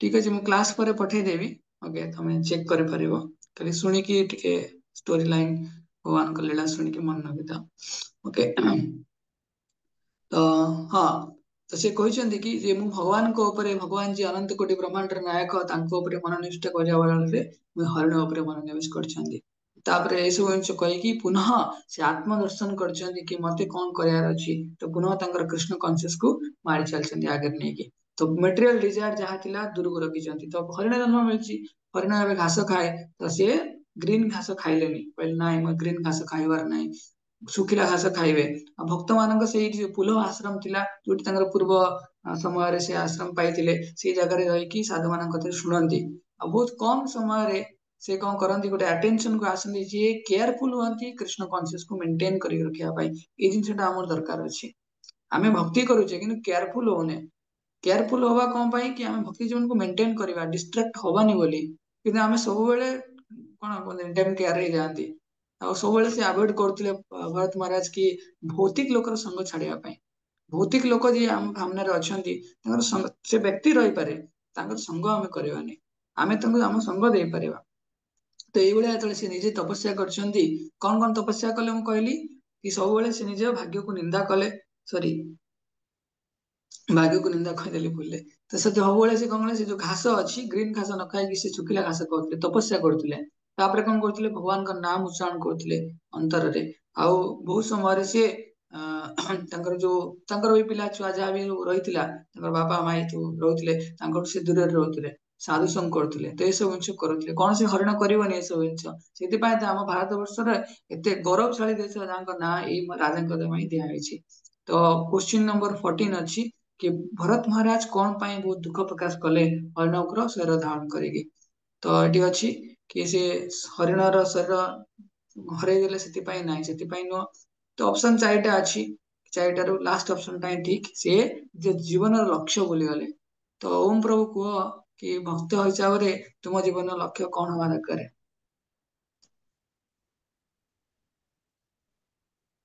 हरे कृष्ण प्रभु जी हरे कृष्ण कृष्णଙ୍କର ये सेवा करवा और कृष्णଙ୍କର प्राप्ति करवा ओके के कहे प्रभु जी आम तो भक्त हैनु आम स्टार्ट करछु आम कहीं से जीवन लक्ष्य न आम टिके एंजॉय करदवा फसी जीव पुणी है तो जीवन गोटे मात्र लक्ष्य टार्गेट को हमको भूलियार नहीं हिट करार अच्छी एट द राइट मोमेंट तेणु हमको कृष्ण प्राप्ति करार अच्छी भगवान का धाम को रिटर्न जीवार अच्छी भगवान को पाखु जीवार अछि तो किए जानिला हरिण सतरे भरत महाराज थिला ना एटी कहानी को आइछि तो एटी क्वेश्चन नंबर 15 रे तार उत्तर दिया है कि सतरे कौन ये जो हरिण जन्म पाई भरत महाराज दुख प्रकाश करथिले लेखा है कहीं प्रमाण है से कौन भल भल घास खाऊ नथिले खराब संगर दुर्जन दूर रोते केवल साधु संघ को आस्पायर करथिले तापरे पास्ट मिस्टेक जहाँ करथिले तापरे से लैमेंट करथिले दुख प्रकाश करथिले आ प्रोमिस करथिले कि ना मु एई जन्म रे भगवान को प्राप्त करिवे बोली थर्ड ऑप्शन ने ठीक कि जीवन अंतिम समय रे जो चेतना रखिबे कृष्ण कॉन्शियस होवा पई पूर्ण रूपे से जीवन सारा प्रार्थना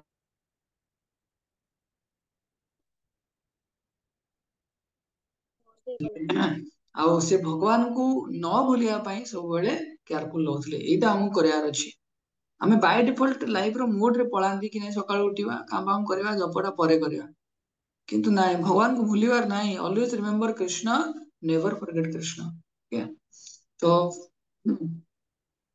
ତାପରେ 16 ନମ୍ବର କ୍ୱିଜ ଟା ତମେ ଦେଖିବ ତ ଜଡ ଭରତ ଏବେ ଆସିବେ ଜଡ ଭରତ କିଏ ଯେତେବେଳେ ରାଜା କିଏ ଆମର ଭରତ ମହାରାଜ କଣ କଲେ ଯେତେବେଳେ ହରିଣ ପ୍ରଥମେ ଭରତ ମହାରାଜ ଥିଲେ ହରିଣ ଜନ୍ମ ମିଳିଥିଲା ହରିଣ ଜନ୍ମ ଯେତେବେଳେ ମୃତ୍ୟୁବରଣ କଲେ ଭଗବାନଙ୍କ ନାମ ନେଇକି ଯେତେବେଳେ ପୁନଃ ଆଉ ଗୋଟେ ତାଙ୍କୁ ଜନ୍ମ ମିଳିଲା ଲାଷ୍ଟ ଚାନ୍ସ ଏଠି ଆମେ ଟିକେ ଆଉ 5-10 ମିନିଟରେ ଛାଡିଦବା ତ ଧ୍ୟାନ ଦବ ଟିକେ ସେ କଣ କଲେ ତାଙ୍କର ପୁନଃ ସେ ଜଡ ଭରତ ହେଇକି ଜନ୍ମ ହେଲେ ଜଡ ଭରତରେ ସେ ପୂର୍ବ ଜନ୍ମ ସବୁ ଜାଣିଥିଲେ କିନ୍ତୁ ଏଠି ସେ ଗୋଟେ ବ୍ରାହ୍ମଣ କୁଳରେ ଜନ୍ମ ହେଇଥିଲେ ପ୍ୟୁର ବ୍ରାହ୍ମଣ ଭଗବତ ଗୀତାରେ ଅଛି 6 ନମ୍ବର ଅଧ୍ୟାୟର ଅନ୍ତିମ ଶ୍ଲୋକ ଗୁଡାକରେ ଅଛି କିଏ ଯଦି ପୂର୍ବ ଜନ୍ମରେ ଭକ୍ତି କରିଥିବ ଆଟ ଲିଷ୍ଟ ସେ ମଣିଷ ଜନ୍ମ ପାଇବ ଯଦି ତମକୁ ପଚାରିବ ଆଦିତ୍ୟ କି ତୁମେ ନେକ୍ସଟ ଜନ୍ମ କଣ ପାଇବ ତ ତମେ ଯଦି ଭଲ ଭକ୍ତି କରିଥିବ ଆଟଲିଷ୍ଟ କହିପାରିବ ମୁଁ ଆଟଲିଷ୍ଟ ମଣିଷ ଜନ୍ମ ପାଇବି ଓକେ କିଛି ମାନେ ଆଉ କିଛି ଅଲଗା ଅପସନ ନାହିଁ ମଣିଷ ଜନ୍ମ ପକ୍କା ମିଳିବ ହିଁ ମିଳିବ ତେଣୁ ସେଥିପାଇଁ କେହି ଭକ୍ତ ମାନଙ୍କୁ ପଚାରେ ତୁମେ ଜାଣିଛ ତମେ ନେକ୍ସଟ ଜନ୍ମ କଣ ହବ ଖାଲି କହିଦେଉଛ ପୂର୍ବ ଜନ୍ମ ପର ଜନ୍ମ ମୁଁ ଜାଣିଛି ମୁଁ ପୂର୍ବ ଜନ୍ମ କଣ ଥିଲି ମୁଁ ଜାଣିନି କିନ୍ତୁ ନେକ୍ସଟ ଜନ୍ମ କଣ ହେବି ମୁଁ ଜାଣିଛି ମୁଁ ଆଟଲିଷ୍ଟ ମଣିଷ ହେବି ହେଲା ମଣିଷ ମାନେ ପରିବାର ମଣିଷ ପରିବାର ଜନ୍ମ ହେବି ଯଦି ଭଲ ଭକ୍ତି କରିବି ବହୁତ ଧାମ ଯିବି ତ ସେଥିପାଇଁ ଜଡଭରତ କଣ କଲେ ଯୋଉ ପରିବାର ଜନ୍ମ ହେଲେ ତାଙ୍କର 9 ଜଣ ସାବତ ପୁଅ ଥିଲେ ତାଙ୍କ ସେମାନଙ୍କୁ ଡିଷ୍ଟାନ୍ସ ମେଣ୍ଟେନ କଲେ ଆଉ ସେମାନେ ବି ଭାବୁଥିଲେ ଏଇ ଲୋକଟା ପୁରା 1 ନମ୍ବର ଫାଲତୁ ଗଧ ଲୋକଟେ ହେଲା ତାକୁ ସବୁବେଳେ ବିଲରେ କାମ କରିବାକୁ ଦଉଥିଲେ ସବୁ ପ୍ରକାର ଯେତିକି ସବୁ ଲେବରିଶ କାମ ସେ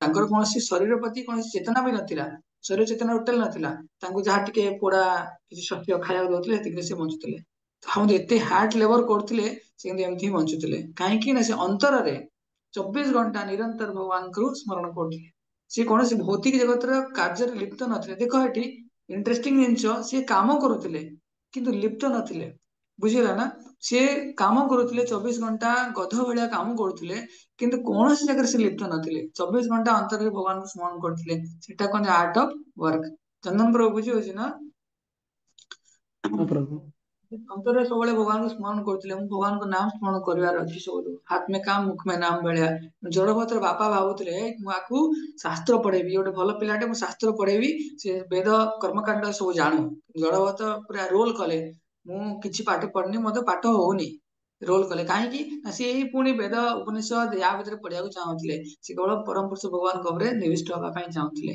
ତ 7 ନମ୍ବର କ୍ୱିଜ ଅଛି ତ 7 ନମ୍ବର କ୍ୱିଜ ଟା ସମସ୍ତଙ୍କ ପାଇଁ ଟିକେ ଧ୍ୟାନ ଦିଅ ଆଉ 10 ମିନିଟରେ ଆମେ ସାରିଦବା ତମେ କେହି ଇଏ ହୁଅ ନା ହେଲା ତେଣୁ କହୁଛନ୍ତି କ୍ୱେଶ୍ଚନ ନମ୍ବର 17 କି ତୁମ ସାଙ୍ଗ ତୁମକୁ ଡାକିଲେ ଗୋଟେ ମୁଭି ଦେଖିବା ପାଇଁ ତୁମେ କେମିତି ଖସିକି ଆସିବ ଭକ୍ତି କରିବା ପାଇଁ ହେଲା ଖସିକି ଆସିବାର ଅଛି ତ କେମିତି ଖସିକି ଆସିବ ଚନ୍ଦନ କହିଲ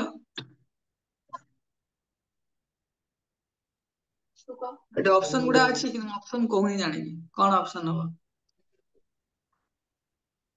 ତାଙ୍କୁ କହିବାର ଅଛି କି ମୁଁ ଏବେ ଭକ୍ତି ମାର୍ଗରେ ଯାଉଛି ତ ମୁଭି ବେଶୀ ଦେଖିଲେ ଭକ୍ତି ମୋ କଲା ଭଳିଆ ମାଇଣ୍ଡ କହିଦେବେ ସେ କହିଦେବେ ବେଶୀ ଭକ୍ତି କଲା ଭଳିଆ ଆଇଲା ଆଉ ଆସ ମୋ ସାଙ୍ଗେ ଟିକେ ମୁଭି ପଡିଛି ଦେଖି ଟିକେ ଆସିବୁ ମନୋଜ କହିଲ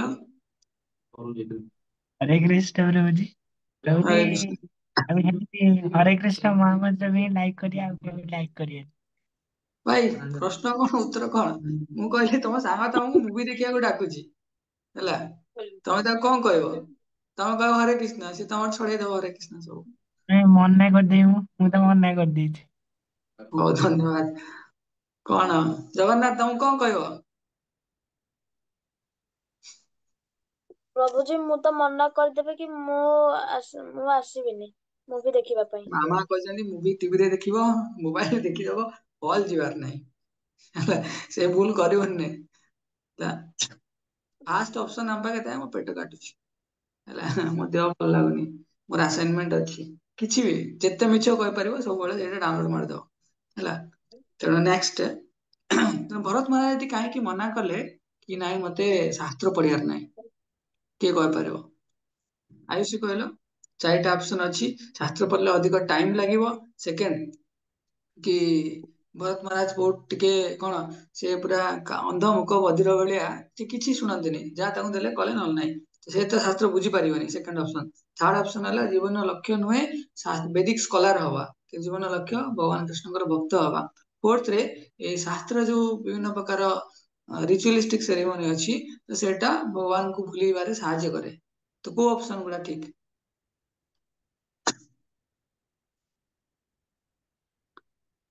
हरे कृष्ण राहुल जी क्वेश्चन।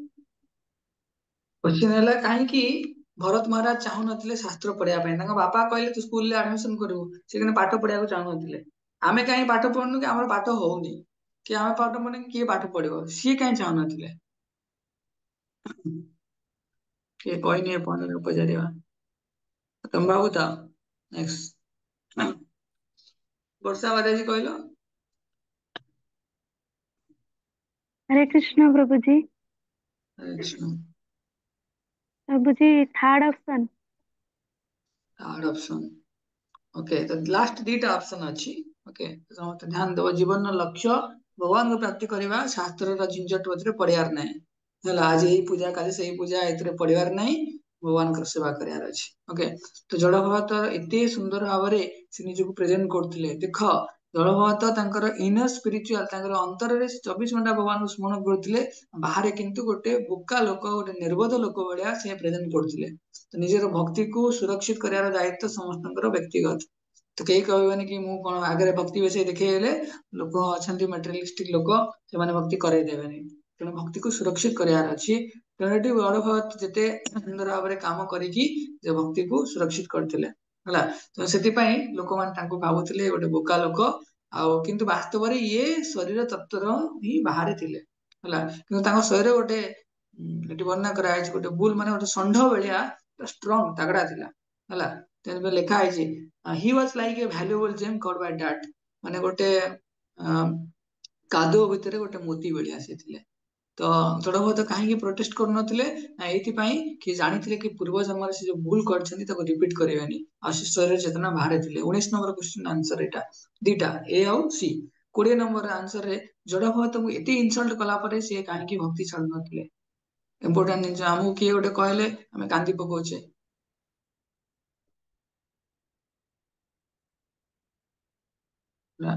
ଆମକୁ ପାର୍ଟି କରୁଛନ୍ତି, ଆମେ କରିପାରୁନି।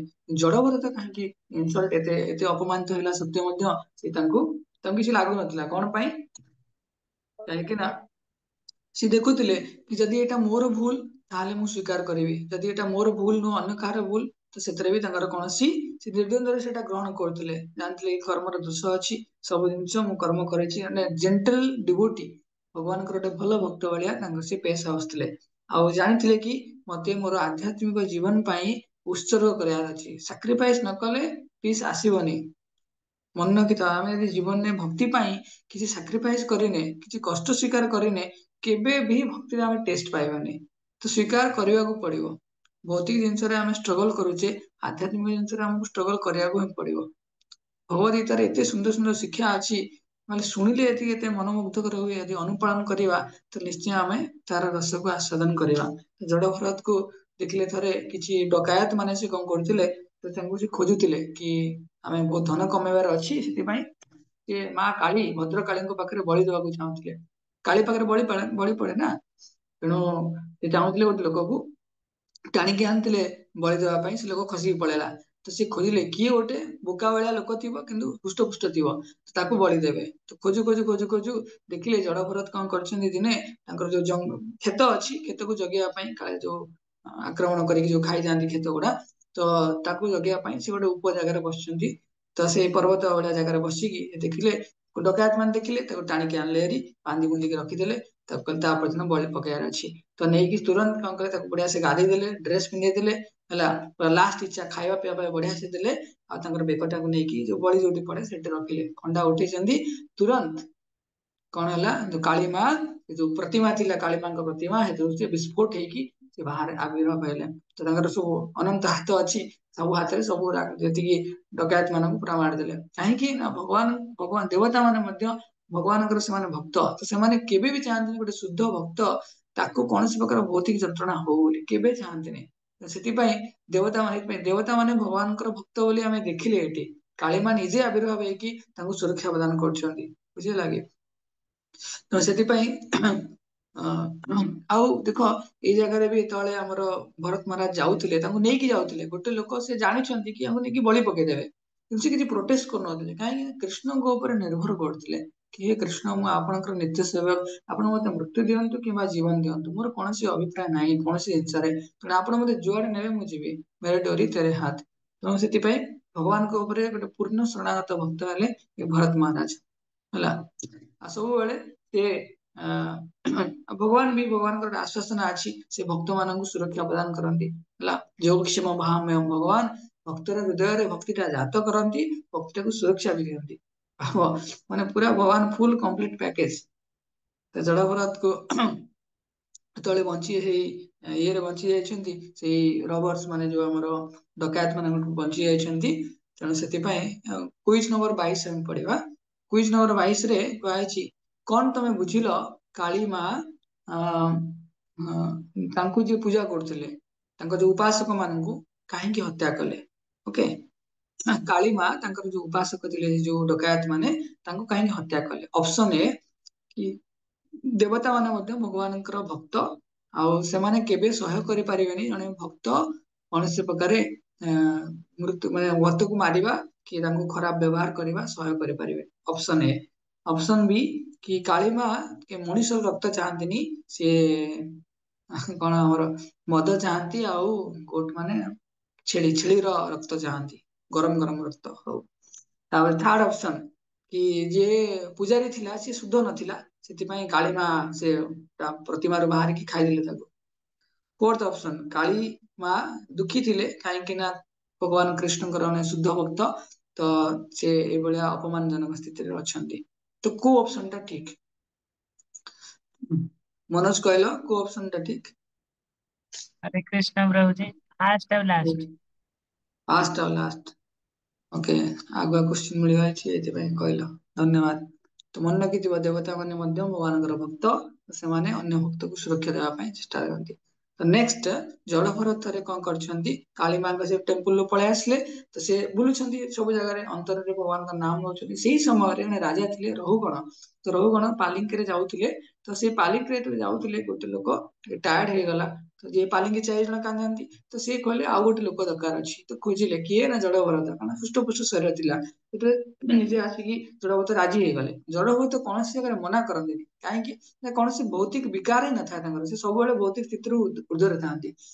ଯେତେବେଳେ ଆସିଲେ, ତାଙ୍କୁ କାନ୍ଦେଇ କାନ୍ଦେଇ କାନ୍ଦେଇ କାନ୍ଦେଇ ନେଇକି ଯାଉଛନ୍ତି, କିନ୍ତୁ ସେ ଯଦି ବା ଶରୀର ଚେତନାର ଉପରେ ଥିଲେ, କିନ୍ତୁ ସେ ସବୁ ଜୀବଙ୍କ ଭିତରେ ଭଗବାନଙ୍କୁ ଦେଖୁଥିଲେ। ତ ଯେତେବେଳେ କାନ୍ଦେଇକି ପାଲିଙ୍କି ନେଇକି ଯାଉଥିଲେ, ଦେଖୁଥିଲେ ପାଦ ତଳେ କୌଣସି ଜୀବ ହତ୍ୟା ହେଇଯାଉଛନ୍ତି କି, ଆଣ୍ଟ ମାନେ ଯୋଉ ଆମର ପିମ୍ପୁଡି, କାଳେ ପିମ୍ପୁଡି ରହିଯାଇଛନ୍ତି କି, ତ ସେଥିପାଇଁ ସେ ଡେଇଁ ଡେଇଁ ଯିବାକୁ ଚାଲିଲେ। ତ ରାଜା ବହୁତ ଚିତ୍କାର କଲେ, କିଏ ରାସ୍କେଲ, କିଏ ଗୋଟେ ନିର୍ବୋଧ, ଯିଏ ଗୋଟେ ଧରି ପାରୁନି, ମାନେ କାନ୍ଦିକି ପାଲିଙ୍କି ଧରି ପାରୁନି, ବହୁତ ଗାଳି ଦେଲେ। ତ ଥରେ ଯେତେବେଳେ ଏମିତି ଗାଳି ଦେଲେ, ଗାଳି ଦେଇଛନ୍ତି, ତ ଜଡଭରତ ସେ କିଛି କହୁନାହାନ୍ତି, କିନ୍ତୁ ଯେତେବେଳେ ସାର୍କାଷ୍ଟିକାଲି ମାନେ ବହୁତ ପରିହାସ କରି ଗାଳି ଦଉଛନ୍ତି, ତୁମେ ଏତେ ମୋଟା ଶରୀର ପାଇଛ, ହୃଷ୍ଟପୃଷ୍ଟ ହେଇଛ, କିନ୍ତୁ ଦେଖିଲା ବେଳକୁ ତୁମେ ଗୋଟେ ପାଲିଙ୍କି କାନ୍ଦେଇ ପାରୁନ। ତ ଏମିତି ବିଭିନ୍ନ ସମୟରେ ଯେତେବେଳେ ଗାଳି ଦେଇଛନ୍ତି, କାହିଁକି ନା ଭକ୍ତ କେବେ ଭୌତିକ ଜଗତର ମାନ ଅପମାନ ପ୍ରତି ପୂର୍ଣ୍ଣ ରୂପେ ନିରପେକ୍ଷ ଥାଏ। ଓକେ, ମାନ ଅପମାନ ପ୍ରତି ନିରପେକ୍ଷ, ଏତେ ତାଙ୍କୁ ସମାଲୋଚନା କଲେ ବି କିଛି ନାହିଁ, ସେ ସବୁବେଳେ କୃଷ୍ଣ ଚେତନଶୀଳ ହିଁ ଥାନ୍ତି। ତ କହିଲେ ଯେତେବେଳେ ରାଜା, ମୁଁ ତମକୁ ଦଣ୍ଡ ଦେବି, ଯେତେବେଳେ କହିଛନ୍ତି, ସେତେବେଳେ ଜଡଭରତ ଜାଣିଥିଲେ ସେ ଶରୀର ନୁହେଁ, ଯେମିତି ଗୋଟେ କାର ଭିତରେ ଗୋଟେ କାର ଡ୍ରାଇଭର ଅଛି, ସେ ଶରୀରକୁ ସେ କଷ୍ଟ ହଉଛି, ଶରୀରକୁ କଷ୍ଟ ଦେଇପାରେ, କିନ୍ତୁ ସେ ଶରୀର ନୁହଁ, ସେ ଜାଣିଥିଲେ। ତ ସେଥିପାଇଁ ସେ ଧୀରେ ଧୀରେ ତାଙ୍କୁ ବୁଝିବା ପାଇଁ ଚେଷ୍ଟା କଲେ। ଏବେ ତ କହିଲେ, ବହୁତ ସୁନ୍ଦର ଭାବରେ କହିଛନ୍ତି, ଏଟା ମୁଁ ପଢୁଛି। ତ तो से कहले माय डियर किंग से जड़ावत कहउछंदी कि ये शरीर मोटा पतला कि स्ट्रांग वीक तो ए सब जिंस कौनसी कन्सिडरेशन विषय नुह अर्थात आम आपको विचार विमर्श करने कथा नुहे ना आमको कौन विचार करा या भीतर जो आत्माटा अच्छी आज तुम्हें आधिपत्य विस्तार कर तुम्हें राजा अच्छ काली मु राजा हो तुम्हें सेवक हो पार तेणु आज जी राजा काली से प्रजा चेंज हो पारे तेणु मटेरियल वर्ल्ड ये जो कहते जीवनटा गोटे ड्रामा भाया तो किसी एक्टर आसवे केते सब लोक आसवे एक्टर भितर किए गोटे थी मास्टर किए गोटे सर्वेंट थी दुई जन जी कौन डायरेक्टर रो चाकर रही डायरेक्टर रु पैसा नहीं काम करते तो आम समस्ते जगत में किए आज मास्टर ही मास्टर मैंने पाठ पढ़ुवा कथा कहनी तो मास्टर आधिपत्य स्वीकार कर निजे कहते मु स्वामी घर मालिक होती मोर चाकर मैंने अच्छा किंतु समस्ते भगवान हेले परम पुरुष भगवान हेले डायरेक्टर अंडर आम काम करुचे राजा रहुगुण जानी पारले कहीं जानी पारले मन रख एटा कहीं राजा रहुगुण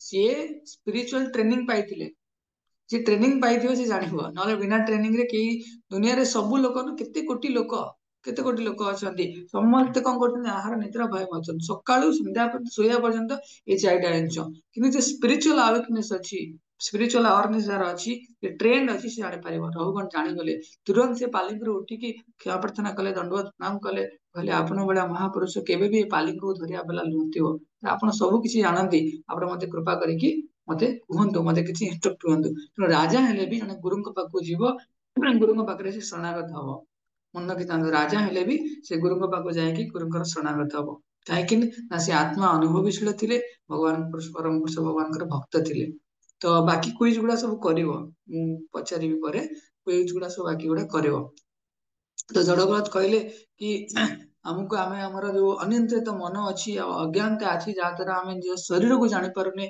आत्मा शरीर भी तत्व अच्छी जानी पारुने आम वास्तव चरित्र को जानी पारने यहीटा कहीकि तीन टा लाइफ कहले केमी से भरत महाराज थे तापर केमी हरिण हेले हरिण रु केमी जड़ भरत हेले जड़ माने कौन जी भौतिक जिनस प्रति तार कौन प्रभाव पड़ेनि उड़े गाली दियंती ना जड़ाटा कि जड़ा माने कौन कि बुझुन कि तो सेमती सी सब किसी जानी किंतु किसी रोल करुले केवल जड़ भरत तो सी कहले कि मु मोर मन को नियंत्रण कर पारलिनी कि हरिण जन्म पाइली हरिण जन्म पाइला पर भगवान को अपार कृपार मु पुनः ए जड़पथ जन्म भगवान को संग सानिध्य प्राप्त होउची है तेनाली साधु संघ आम जो भगवान विषय श्रवण करती साधु संघ कौन कराया कथा ये गप सप कराया कथा नुह साधु संघ रिल्स की या कथा ता कथा एमती न करिकी भगवान नाम रूप गुण लीला ए सब डिस्कसन कराया कथा जहाद्वारा आमर भवबंधन कटिबो भौतिक जगत कटिबो बुझिला कि आम पुनः भगवत धाम जाइपर तो यहाँ आज पूरा पूरा एग्जांपल देकी आम बुझिले आउरी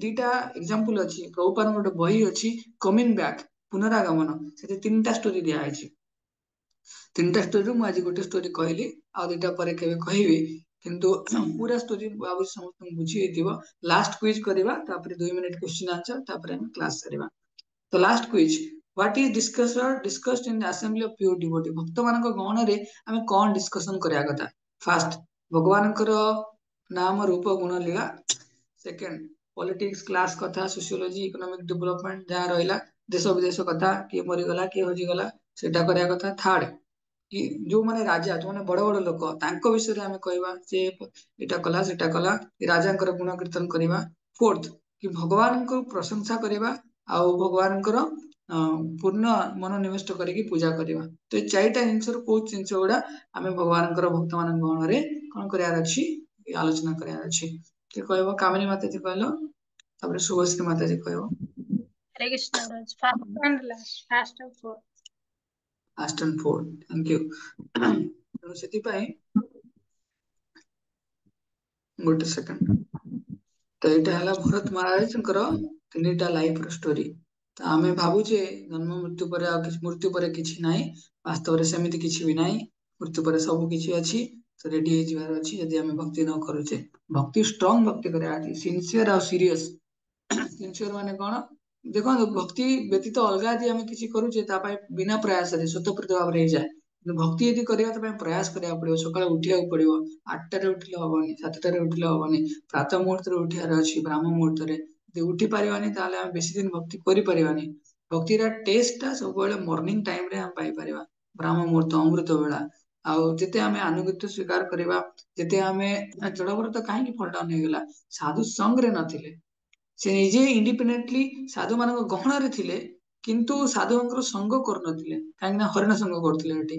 ଆମେ ଭାବୁଛେ ଆମେ ଜପମାଳା ମିଳିଗଲା, ମୁଁ ମୋର ତ ଜାଣିଲିଣି, କ୍ଲାସ ଶୁଣିଲିଣି, ଅନଲାଇନ ଅଛି, ମୋର ମୁଁ ଶୁଣିଦେବି। ହବନି ସେମିତି। ଇଚ୍ ଟିଟ୍ ଟୁ ବିଟ୍ ଏଥିପାଇଁ କୁହାଗଲା, ଆମେ ଆମ ହାର୍ଟ କୁ ଖୋଲିକି ପୁରା ଓପନ ହାର୍ଟ ଅପରେସନ କରିବାର ଅଛି।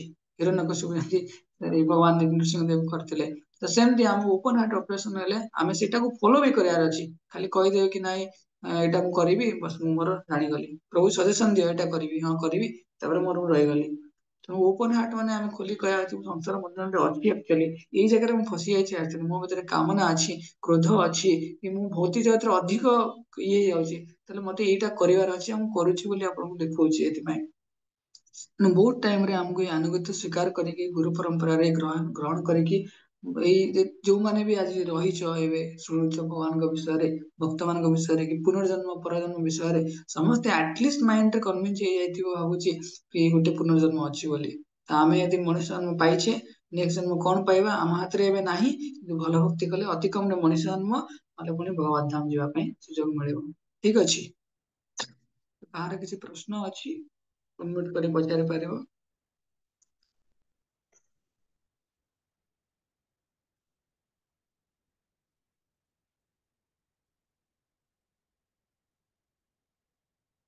କେହି ପଚାରିବନି, ତାହେଲେ ମୁଁ ଲାଷ୍ଟ ଗୋଟେ ପ୍ରଶ୍ନ ପଚାରିଦେବି।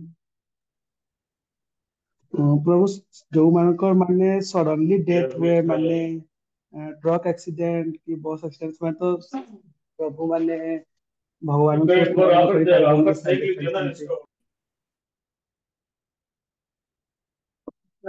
ସଡନ ଆକ୍ସିଡେଣ୍ଟ ହେଇଗଲା, ସେଠୁ ଭଗବାନଙ୍କ ବିଷୟରେ ମନେ ପକେଇ ପାରିବେନି। ଏଥିପାଇଁ ଜୀବନ ସାରା ଯଦି ତମେ ଭକ୍ତି କରିଥିବ, ଅନ୍ତିମ ସମୟରେ ସେଟା ଅଟୋମେଟିକ ମନେ ପଡିବ। First option. ସେକେଣ୍ଡ ଅପସନ, ଯଦି ଭୁଲିଗଲ ବି କିନ୍ତୁ ଭଲ ଭକ୍ତି କରିଛ, ଭଗବାନ କହିଲେ ଅହଂ ନୟାମି ପରମଂ ଗତି, ମୁଁ ତାକୁ ଆଣିଦେବି। ଅର୍ଥାତ ଭଗବାନ କହନ୍ତି ମୁଁ ତା ଦାୟିତ୍ୱ ନେଇଯିବି। ହେଲା, ମୋର ଅସାମର୍ଥ୍ୟ ହେଲେ ମଧ୍ୟ ଭଗବାନ ନିଜେ ଦାୟିତ୍ୱ ନେବେ, ଯଦି ଜୀବନ ସାରା ଭକ୍ତି କରିଥିବ। ବୁଝିଲା କି? Next question.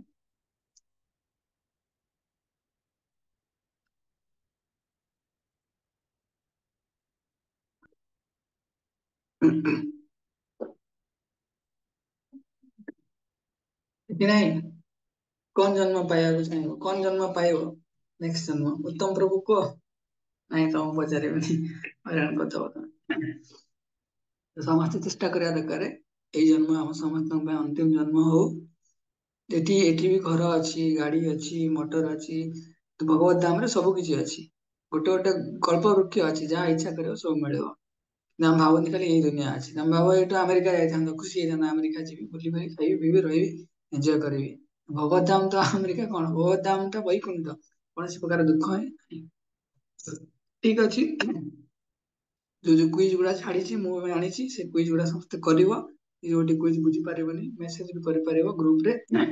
ସମସ୍ତେ ଚେଷ୍ଟା କର ସବୁ କୁଇଜ କୁ ଆଉ ଥରେ ଓଭରଲୁକ୍ କରିବା ପାଇଁ, ଆଉ ଠିକ ଠିକ ଆନ୍ସର ଜାଣିବା ପାଇଁ ଲେଖିକି ପଠେଇବ। ସମସ୍ତେ କୁଇଜ ଗୁଡା ଖାତାରେ ନୋଟ କରିକି ଆମେ ଚେକ୍ କରିପାରିବା। ଠିକ ଅଛି, ଆମେ ଏଠି ରହିବା। Okay, କାଲି ସମସ୍ତେ ଜଏନ୍ କରିବ ମର୍ଣ୍ଣିଂରେ ଜବ ସେସନ ପାଇଁ। कल्पतरुश्च कृपा सिन्धुभ्येव च पतितानं पावनेभ्यो वैष्णवेभ्यो नमो नमः। अनंत कोटि वैष्णव वृंद की जय, जगत गुरु श्रील प्रभुपाद की जय, उपस्थित समस्त भक्त वृंद की जय। गौर प्रेमानंद हरि हरि बोल। हरे कृष्णा।